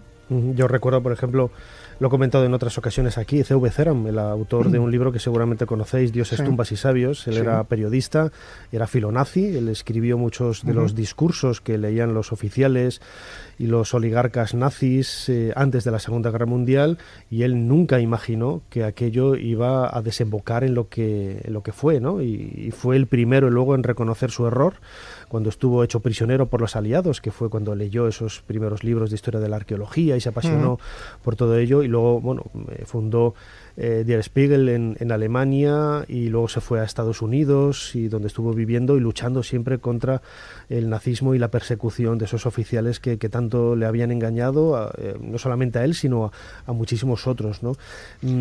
Sí, cuenta. Sí, perdón, pero también tienes el caso contrario, ¿no? Como puede ser, por ejemplo, Rudolf Höss, que era el comandante del campo de Auschwitz, que él, cuando lo juzgaron, él no tuvo ningún tipo de reparo en admitir que había asesinado a 1,5 millones de personas, que exoneraran a sus hombres porque él era el único culpable, y que todo lo había hecho por la grandeza de Alemania, ¿no? De todo hay en la viña del Señor, pues desde luego. Manu, lo comentábamos ahora, para crear una operación de estas características tuvo que haber no solamente ingenio, una visión militar muy clara, sino también agentes espías, agentes dobles. Algunos de ellos estuvieron a punto de pifiarla y de hacer que todo se viniera se fuera al carajo, como decíamos antes, pero el papel de esos agentes debió de ser vital, ¿no?, para el éxito final del desembarco de Normandía. Sí, el papel del espionaje es una de las patas principales a la hora del éxito del desembarco en Normandía. Tenemos que darnos cuenta de que el desembarco en Normandía, Hitler ya en la Directiva 51 en el año 43 afirma que sabe que se va a realizar un desembarco. El problema es que no sabe en qué parte del norte de Francia se va a hacer. En este punto es donde entran los espías y su misión es intentar convencer a Hitler de que se va a llevar, como comentábamos antes, por otros lados, por el Pas du Calais, por otros sitios. Para esto, ¿qué utilizan? Utilizan un concepto que nuevamente digo esta palabra, que es que me parece precioso, que es el pienso para pollos, que es agentes dobles que dan información que no sirve para nada, pero que es información veraz sobre los aliados, movimientos de unidades, cosas sin importancia que los alemanes dicen, pues efectivamente, esto es cierto porque lo podemos comprobar. ¿Para qué? Para que en el momento en el que se llevara a cabo el desembarco, ellos dijeran, pues el desembarco se va a hacer por Pas du Calais, por ejemplo, y lo que se está haciendo por Normandía no es más que un señuelo para que luego nos cojan el flanco por la derecha. Es curioso, Pera, estaba mirando ahora también, ojeando el libro, y uno de los aspectos también, que lo decía al principio, ¿no? más humanos de toda esta historia, son esos guiños, esas curiosidades, que en definitiva en muchas ocasiones es con lo que nos quedamos, ¿no? De ese grupo de sacerdotes que se lanzaron desde el aire sin armas, ¿no? ¿Cuál era su objetivo? Bueno, imagino que no irían a las 7 de la mañana el 6 de junio, irían otro día, ¿no? Pero... No, hubo muchos de ellos que también se lanzaron junto con tropas, ¿no? Qué fuerte. A ver, el objetivo que ellos tenían era el dar soporte espiritual a todos los soldados que iban a saltar, ¿no? De claro hecho, que sí, el primero, dando ejemplo. Me gusta la idea, me gusta. Claro, tú imagínate un soldado saltando con un fusil, pues ellos saltaban con la Biblia y ya está, ¿no? Claro, se daban casos también muy curiosos, ¿no? Como por ejemplo el del sacerdote que mientras estaba entrenando subió a una torre de 40 metros para lanzarse en un salto de pruebas, no se abrió el paracaídas y cayó en el suelo. Qué pobre. Y al caer al suelo, pues imagínate el ruido que formó, ¿no? Y claro, todo el mundo fue a ver allá qué era lo que le había pasado. Y no le había pasado nada, ¿no? Milagro, eso sí que es un milagro. Efectivamente, pues todos los soldados que tenía alrededor identificaron aquello como un milagro, ¿no? Y a partir de aquel momento, claro, todos los hombres querían saltar con él, ¿no? Porque decían, si saltamos con este hombre que está protegido por la gracia divina, pues no nos va a pasar nada a nosotros tampoco, ¿no? Hay que decir que había mucha sorna con el tema de los paracaidistas, Sí. los propios de los sacerdotes, los propios paracaidistas siempre tenían esos chascarrillos antes de subirse al avión y le decían como cosas como, padre, espero que hoy su jefe esté de nuestro lado porque si no vamos fastidiados. O sea, de hecho, vamos, yo creo que la historia más mítica es la de Samson, que es el verdadero Capitán Miller de Salvar al Soldado Ryan. Que es un sacerdote retransportado que cuando se da cuenta de que uno de los paracaidistas ha perdido a sus hermanos, se ocupa de que vuelva a Inglaterra, y es un sacerdote retransportado. En esta guerra, la aviación, y no solamente la aviación, la presencia de esos paracaidistas, y en este caso en el desembarco de Normandía, fue absolutamente crucial, ¿no, Manu? Aquí me has picado porque es un tema que me encanta, o sea, especialmente. El tema de los paracaidistas es para mí increíble, ha hecho mucho por ello, también hay que decirlo, hermanos de sangre, pero no por ello podemos pasarlo por alto. O sea, los paracaidistas tienen que superar las líneas enemigas, traspasar los antiaéreos, caer solos en mitad de la noche y asegurarse de que las salidas de las playas van a estar libres, además de, por supuesto, causar el caos. Estamos hablando de que los paracaidistas nunca se habían probado en una operación tan masiva. Se había probado antes, es cierto, pero esta es la primera vez que se desplazan 23.000. Estamos hablando de un cuerpo de gran importancia y determinante para el desarrollo de la operación. Desde luego, como una operación que al final se saldó con ese éxito que todos conocemos. Comienza muy pronto con los primeros rayos de sol prácticamente de ese 6 de junio de 1944, hace prácticamente 75 años, estamos celebrando el 75 aniversario. Y es una colección de experiencias humanas, de anécdotas, de relatos, que todo ello pues forman pues la conclusión final de uno de esos grandes errores que la humanidad no tiene que volver a cometer, ¿no? Que para ello quizás es esa conclusión de la que tenemos que aprender absolutamente todos. Los que queráis conocer algo más, no solamente de la historia militar, de la intrahistoria que se desarrolla en este día D con el desembarco de Normandía, os recomiendo este libro, Lo que nunca te han contado del día D. Que, espera, lo presentáis muy pronto, ¿no? El día 2 de junio, que es lunes, a las 7 de la tarde en la FNAC de Callao, en Madrid. Sí, lo que pasa es que no es el día 2, es el día 10 de junio, lunes, vale, a las 7 de la tarde en FNAC de Callao. Pues allá estaremos encantados de presentar el libro y de charlar con todos los oyentes y bueno, pues explicarles unas cuantas anécdotas y debatir un poco con ellos, ¿no?, sobre el contenido del libro. Vale, porque tenía yo aquí, yo no sé por qué había anotado yo aquí el día 2, es el día 10, lunes día 10 de junio. Yo no valdría para esto del desembarco, ¿eh? Me presentaría otro día y la pifiaría, aunque seguramente saldría todo bien. Porque, bueno, si algún día conocéis la intrahistoria de este programa, después del caos casi, es broma, eso, son 2 horas repletas de historia, hechas brillantemente gracias a mis compañeros, que si fuera por mí iba perdido. Pero bueno, Pera Cardona y Manuel Pérez Villatoro, autores de Lo que nunca te han contado del día D, publicado por Principal de los Libros. Muchísimas gracias a los dos por habernos ayudado a hacer un poquito más de historia. Muchísimas gracias, Nacho. Muchísimas gracias.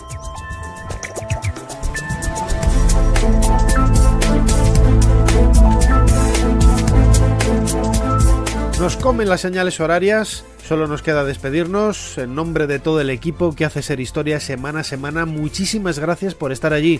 Nos escuchamos aquí en la cadena SER la semana que viene. Hasta entonces.